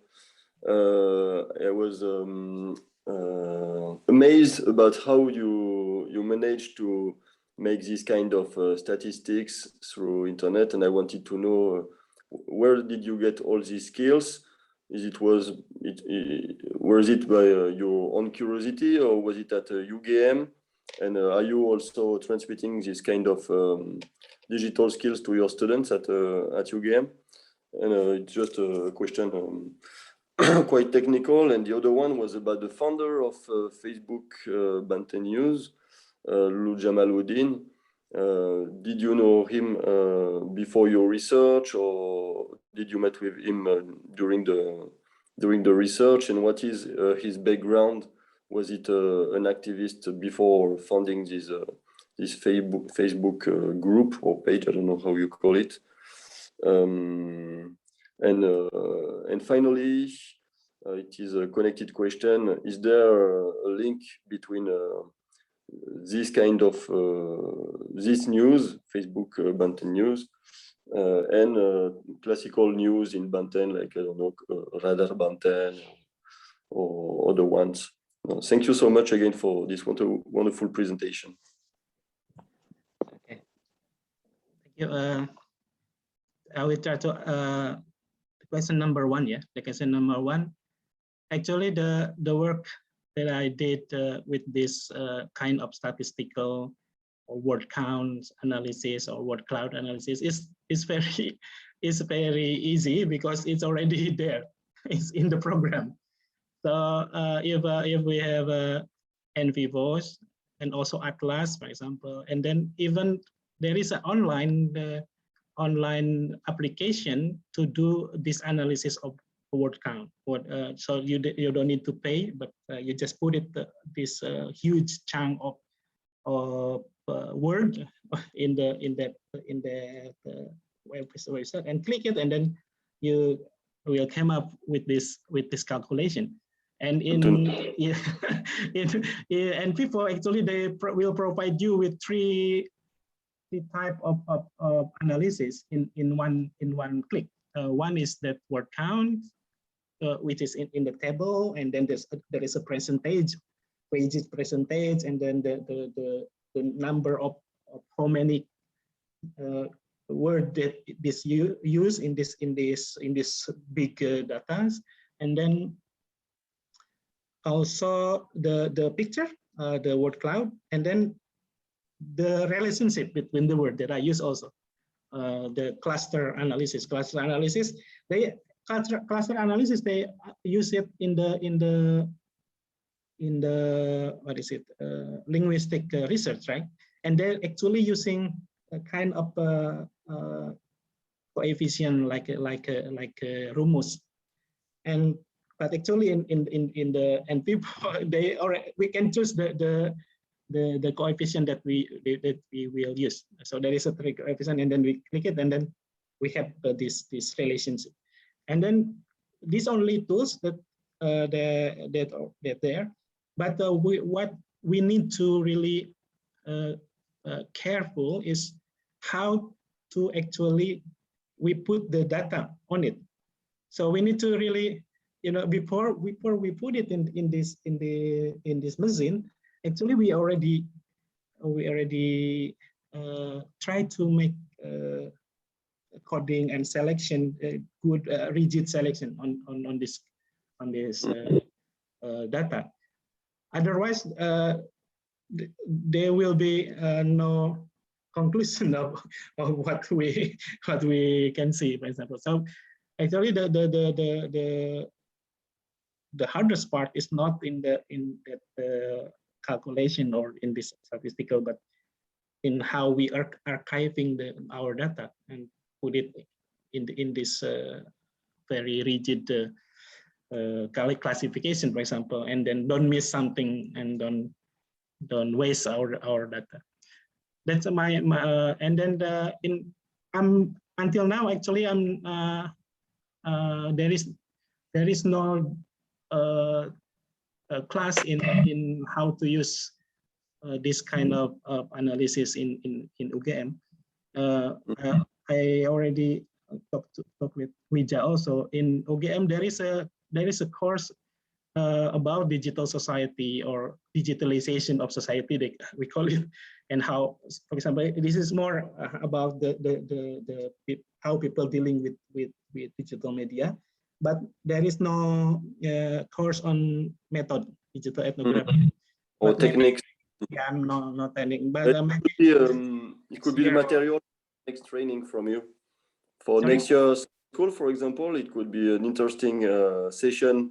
Yeah. Only about this kind of techniques, and of course you're a wonderful professor for that. Yeah. Wonderful trainer. Yeah, but then in my when the student doing their scriptsy, actually I'm starting to teach about this method also so it's more like in this process of writing their research. So more in the personal relation between me and my student, the scriptsy writing. And the second question is about, I forgot the second question. Is about Lulu Jamaluddin. Oh, Lulu Jamaluddin, yeah. So this is a very interesting guy, and I think maybe Gabriel also already met with Lulu, because Lulu is popular in Banten, in Serang. So I met Lulu before I went to Banten through Facebook inbox. So I chat him. So I make a contact with him, and then make a lot of conversation and introduce myself. I haven't have any background information whatsoever about Lulu. So we are just talking about what is activities in it. And then after I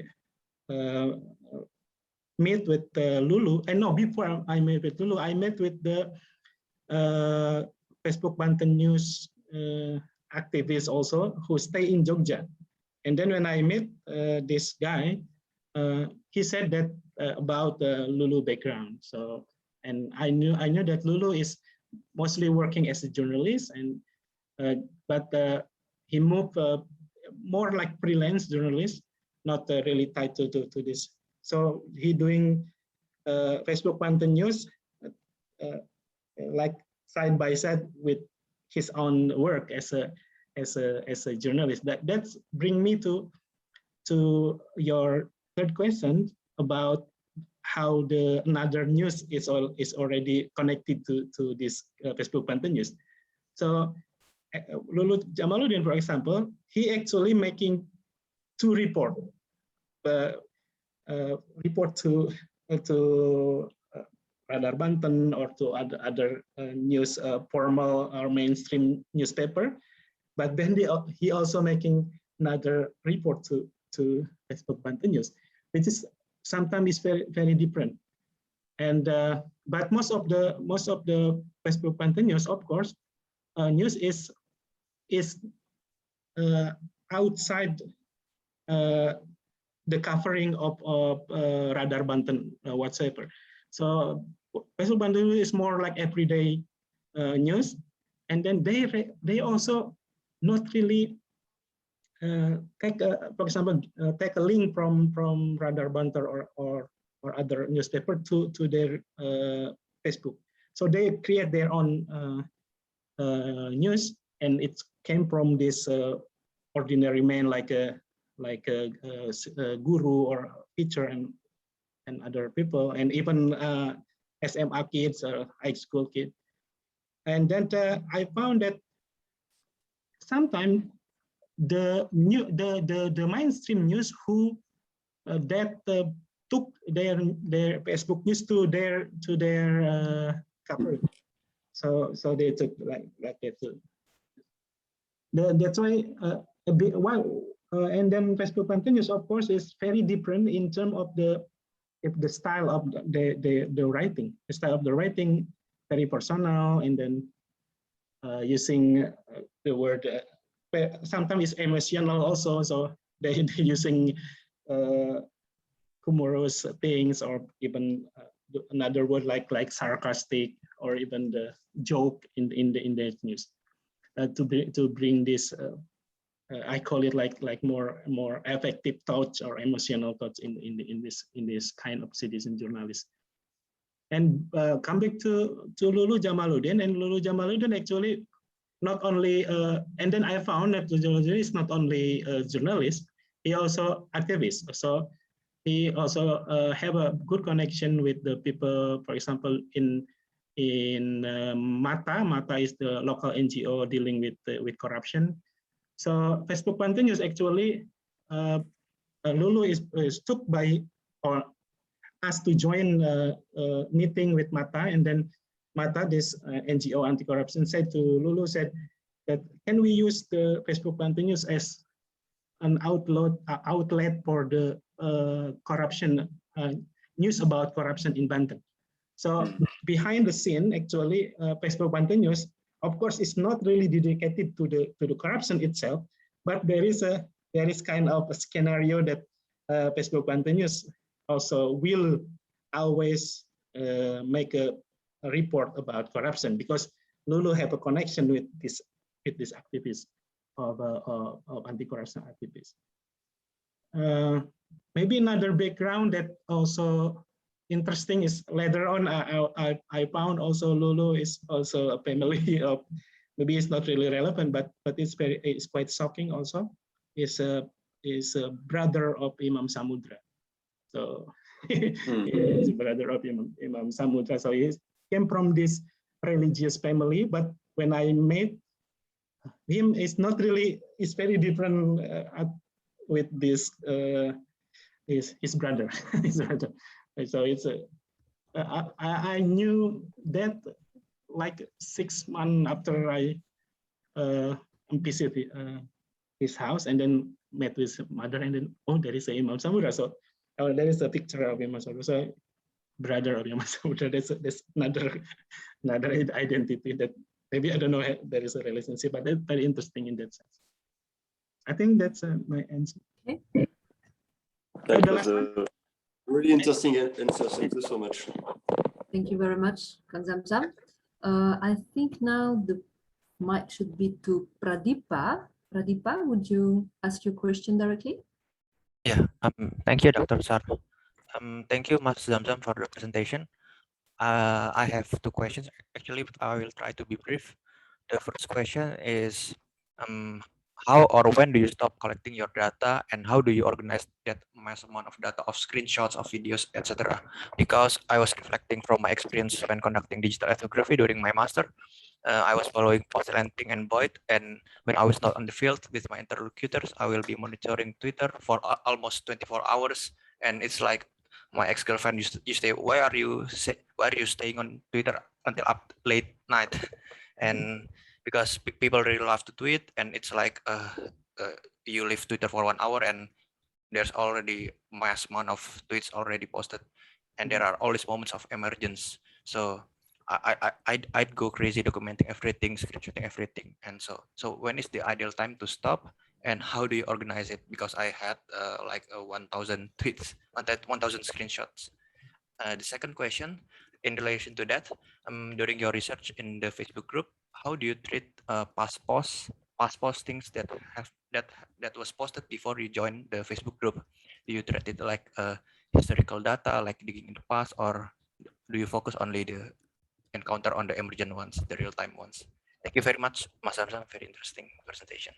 Yeah, when to stop?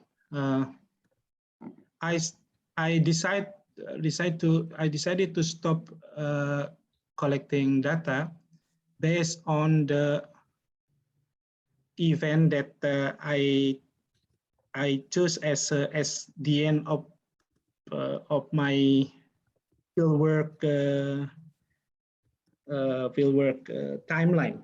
So I'm doing capturing data from Facebook Banten News, Wong Banten, and then Forum Warga Banten, these three groups, starting from the beginning of their posting, and the end is 2016, when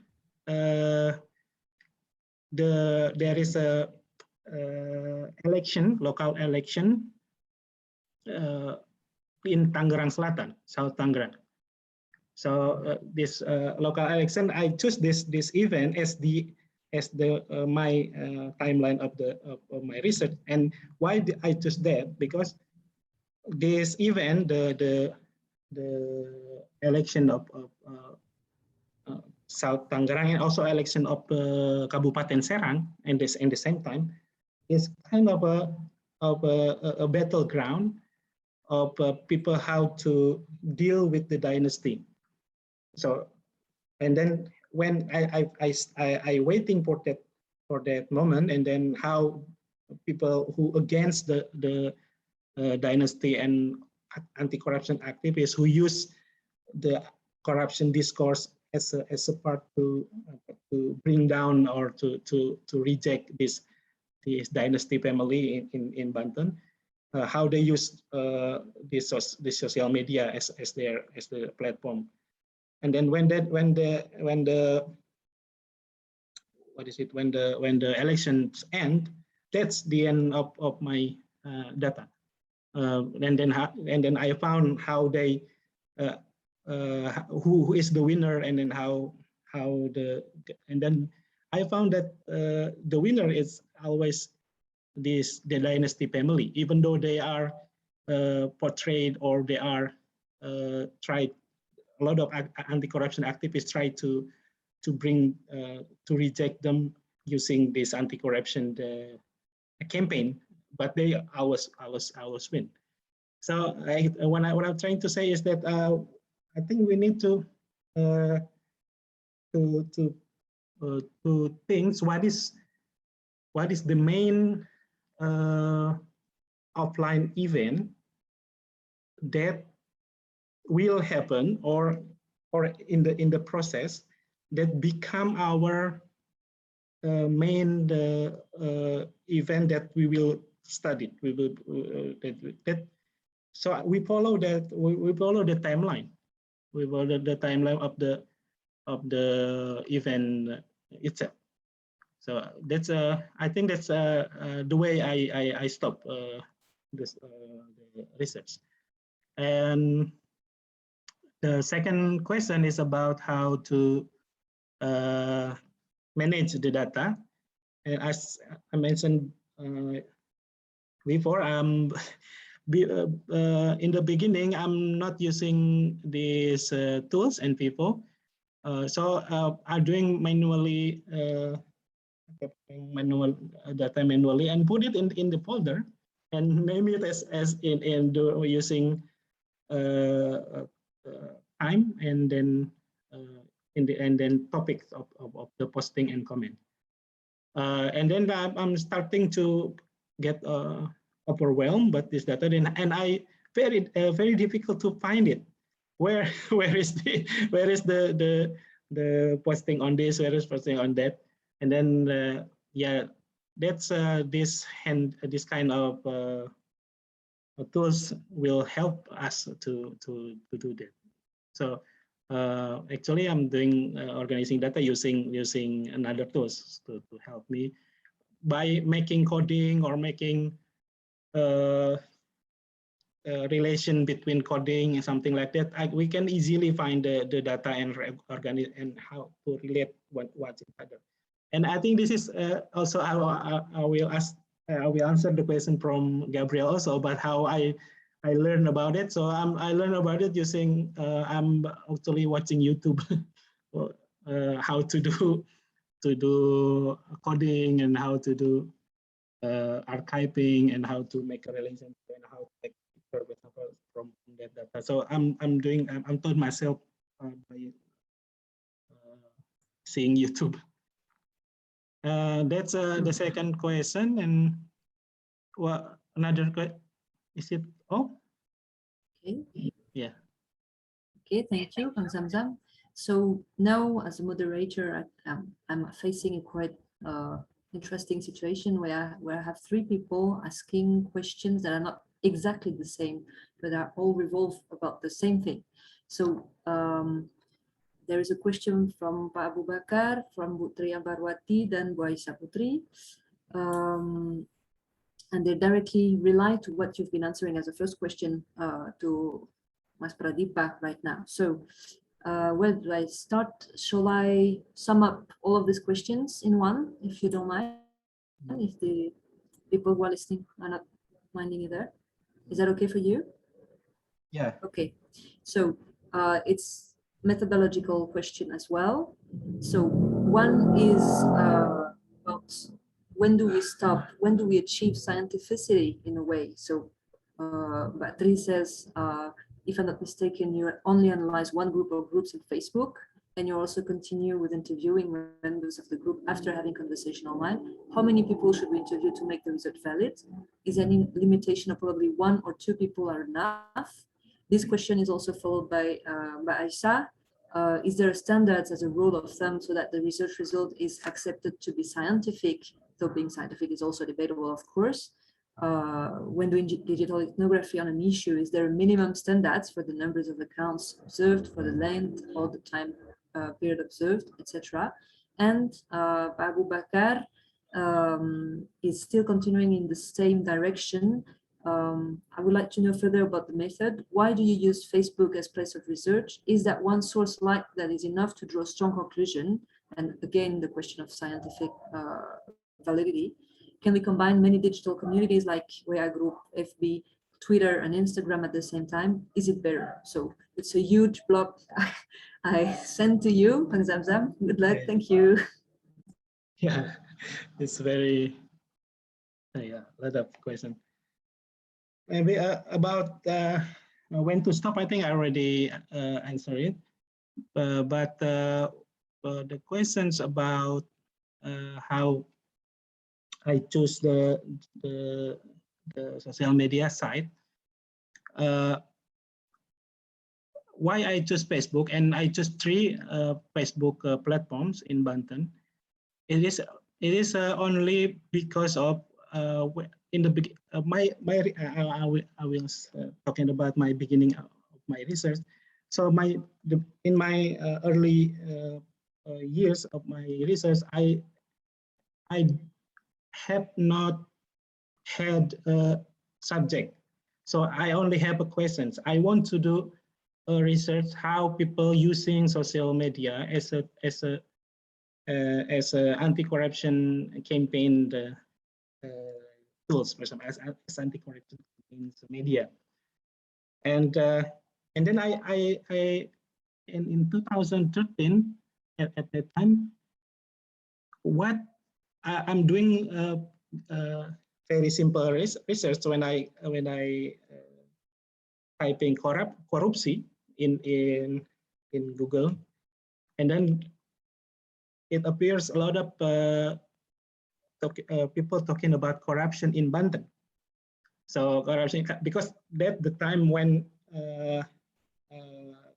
Ratu Atut, the governor of Banten, at that time captured by the KPK, and then people suddenly talking about another case of corruption and the corruption before that, and going back to 2010 and everything. So a lot of people talking about corruption in Banten, and then even in national media.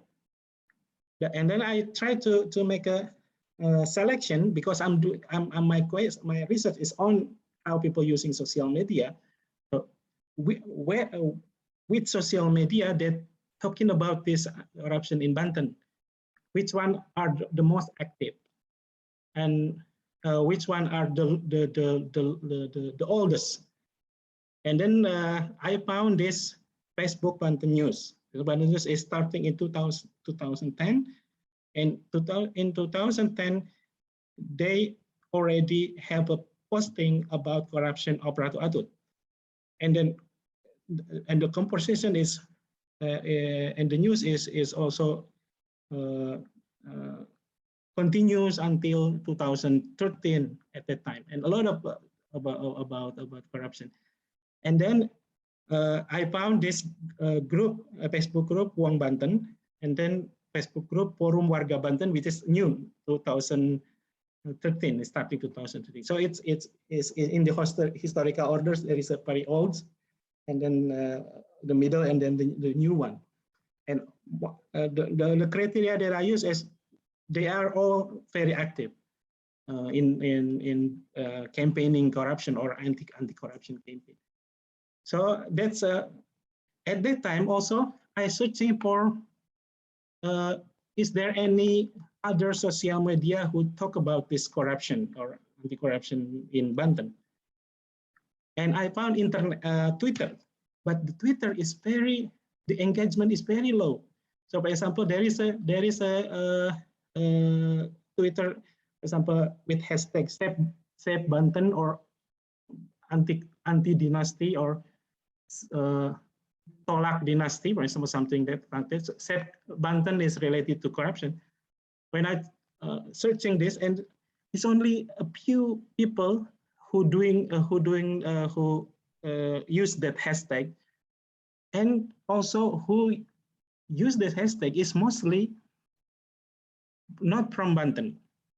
So mostly that they are from Jakarta, and very small amount. Is I call it the Twitter is not really have an impact or not really used by this anti-corruption movement in Banten or activism in Banten. So I omit this. So I took out the what is it? Twitters. What I'm trying to say is, it depends on how we try to define our subject. So of course, if I'm doing the research not about Banten, for example, about Save KPK, for example, about Save KPK Twitter is, I think, is one of the very active and very high engagement dealing with this. So if your research about it, so Twitter is you need to get the Twitter and with Facebook or maybe Instagram and other platform that they use to make this anti-corruption activism related to KPK, for example. So it's really depend on that your subject, on how you define your subject. So what I'm trying to say is you can do more social media site, more than 3, for example, like me, or then not just Facebook, and if they are related to your questions, if you're related to your subject matter. And the second one is about after online observation and interaction, I'm doing my offline interaction, and how many people that I interview.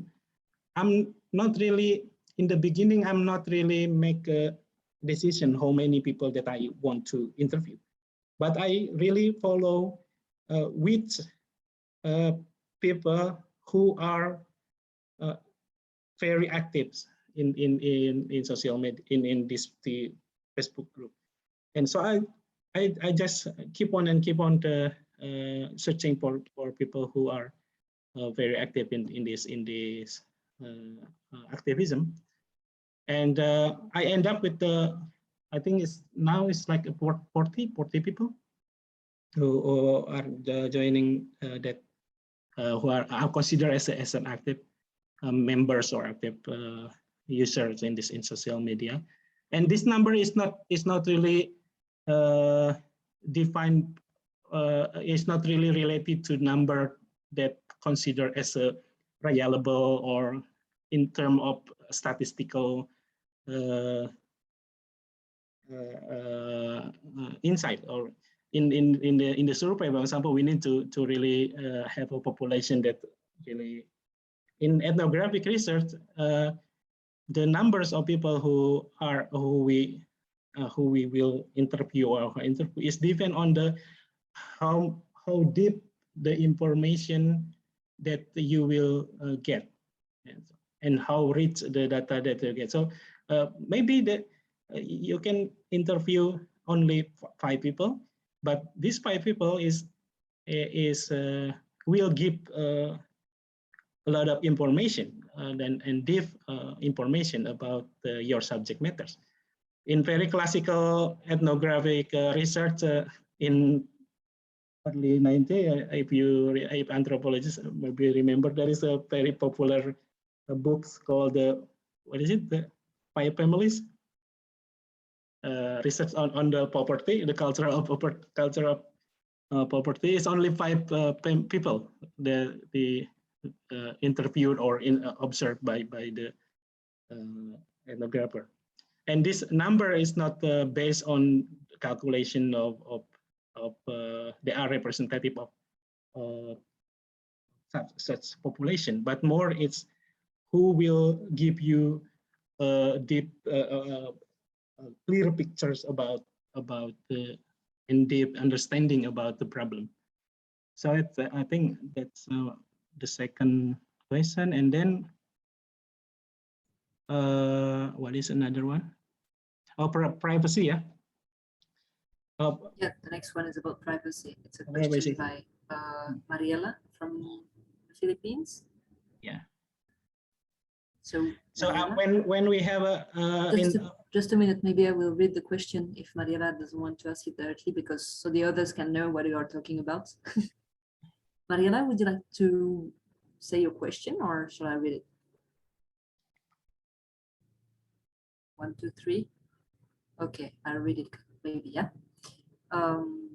Thank you for the presentation. May I ask how informed consent from respondents can be secured in analyzing online social groups?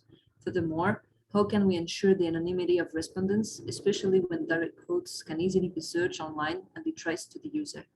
Thank you. Yeah, about data, for example, like posting or comments, there is a ethics, not rules, but what is the name? Yeah, there is kind of law that said that data on social media. So when people posting in social media and comment in social media, actually they are already signed it to this clause that this data is belong to public. So that's one example of this the rule. So when you are posting in Facebook or Twitter, and then people will see it, and then it's categorized as a public domain. But when we make another analysis or another encounter with these people who are make a posting or make a comment, we have an interview and we have a meeting, and of course we asking for permission and we asking for consent. So I'm doing that. So when I took the posting and the comments, I use it as a public domain, so I can use it. But then I change the name when I use it in my publication, for example, change the name, and then some of the people who make a comment and posting also, they are already use pseudonym sometimes. So if they use already pseudonyms, I keep the pseudonym. But if they use real name, so I change it to real name. And for the pseudonym, when I try also to make to research who are they actually by contacting them.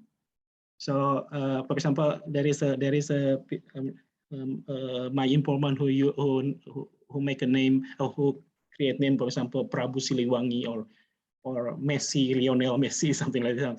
But he very active in this anti-corruption movement. So I contact him, and then also try to see their background, and then of course I'm asking permission. And there is one people who don't want to be exposed, don't want to be. I make a contact, and then I'm doing research of this, and then can you can we meet or can we talk about it? And he refused to do that, and then I never used the data from him. So that's I think issue on privacy. And then what is another one? Do we have another question? You want to question it? Do you have any suggestion if want to take a course on ethnography, or if it's able to give a basic course basically? Ethnography, actually the word ethnography and digital ethnography is quite in terms of methodology is slightly different. Ethnography, as I mentioned before, if we read the book from who mentioned this term, ethnography is from Kozinet.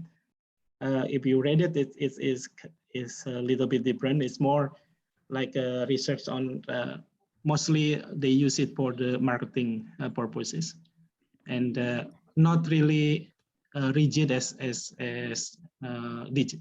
So what I'm trying to say is now more people using the term digital ethnography rather than ethnography or virtual ethnography. So there is people who call it ethnography, virtual ethnography, or digital ethnography. And then now more people use digital ethnography because of this definition is more broader, and then we can move easily from one approach to another approach, something like that. But if we want to if we want to have a course in digital ethnography. I think one of the center is in the Royal Melbourne Institute, MRIT.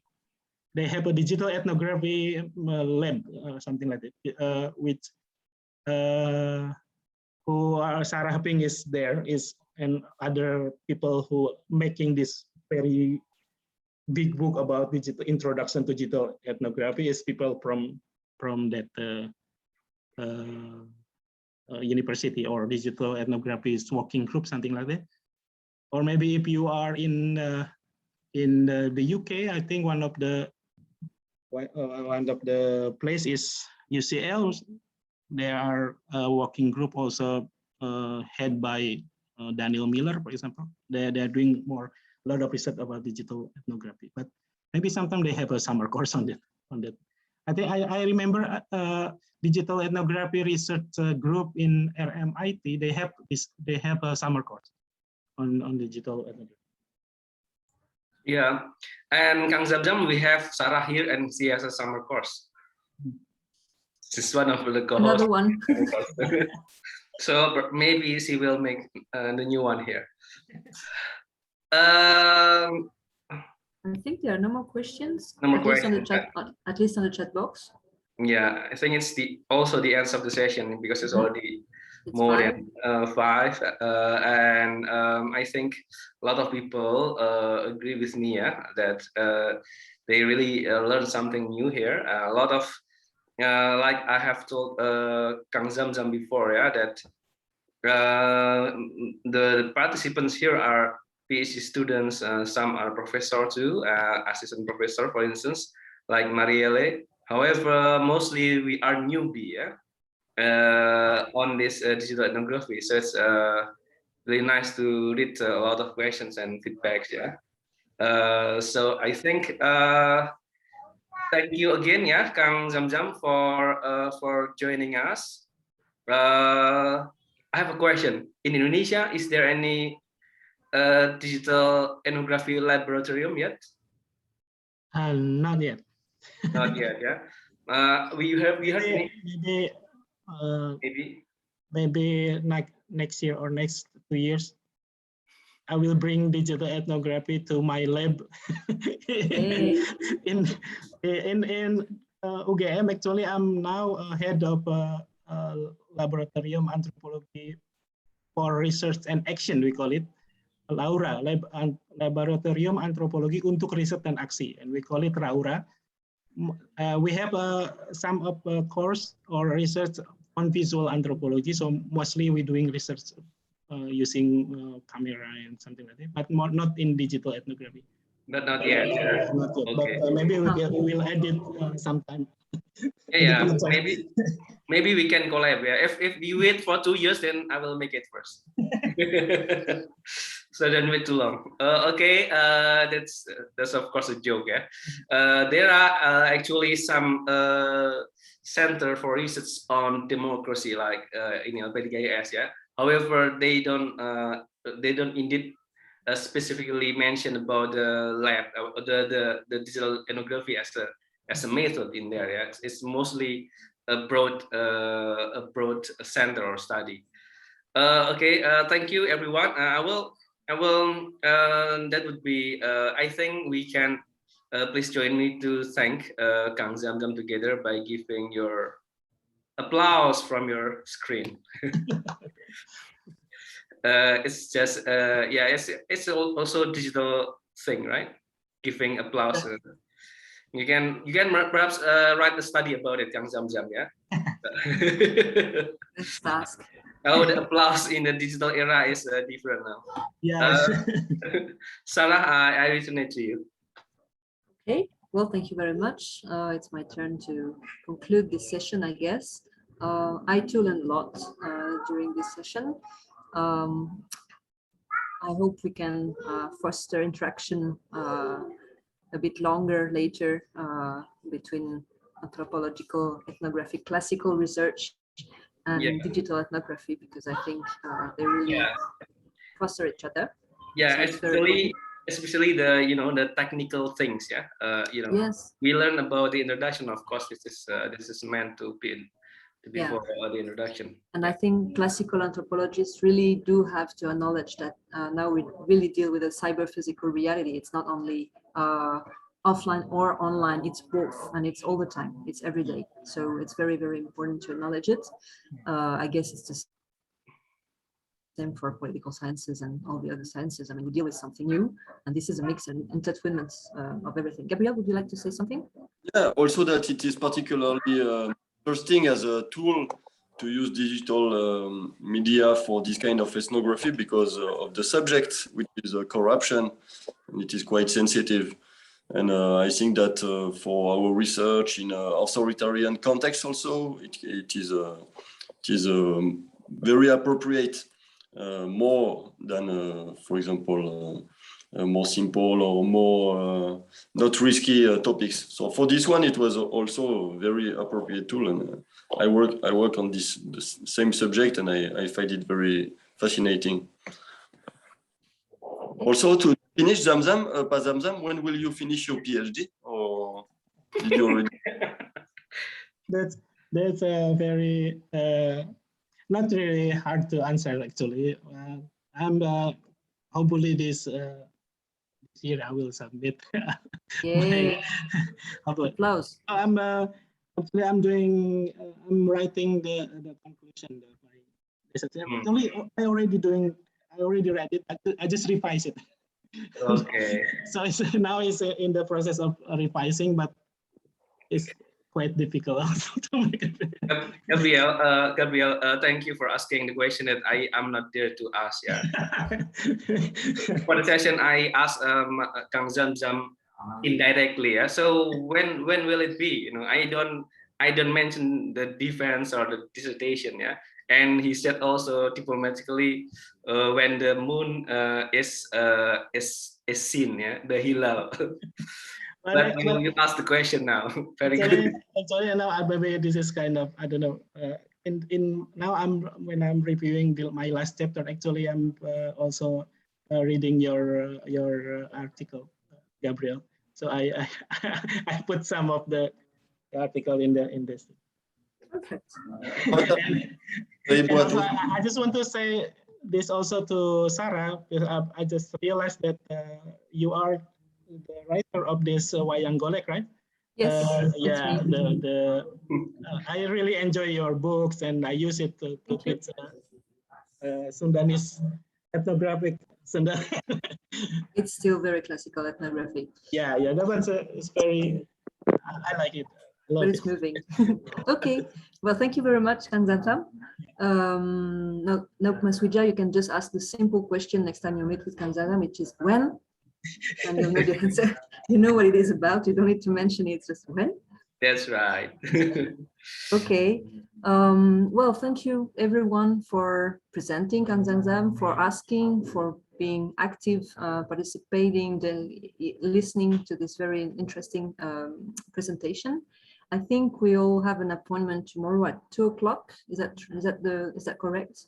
Yes, tomorrow it will be 2 o'clock, and we will have Fiona Swana and Yatun Sastramija. Yeah, Fiona is from Australia and Yatun is from Amsterdam. Oh yeah, please don't forget to fill in the form. Yeah, that I circulate. I got a report that so far only 11. So we're waiting for another response, because your response we will announce, or how is it, will be the basis for the discussion in the last day, especially the answer to last question about how this subject is relevant to your experience in your country or your city. Now, in the last day, we will try to formulate what's the problems of the digital democracy in Southeast Asia, and we try to formulate a kind of manifesto, yeah, how we move forward, yeah, to resist the democratic regression in this area. Yeah, that's a tough question, of course, and we would like to hear the responses from you. Okay, that would be my last announcement. Pak Gulam, you have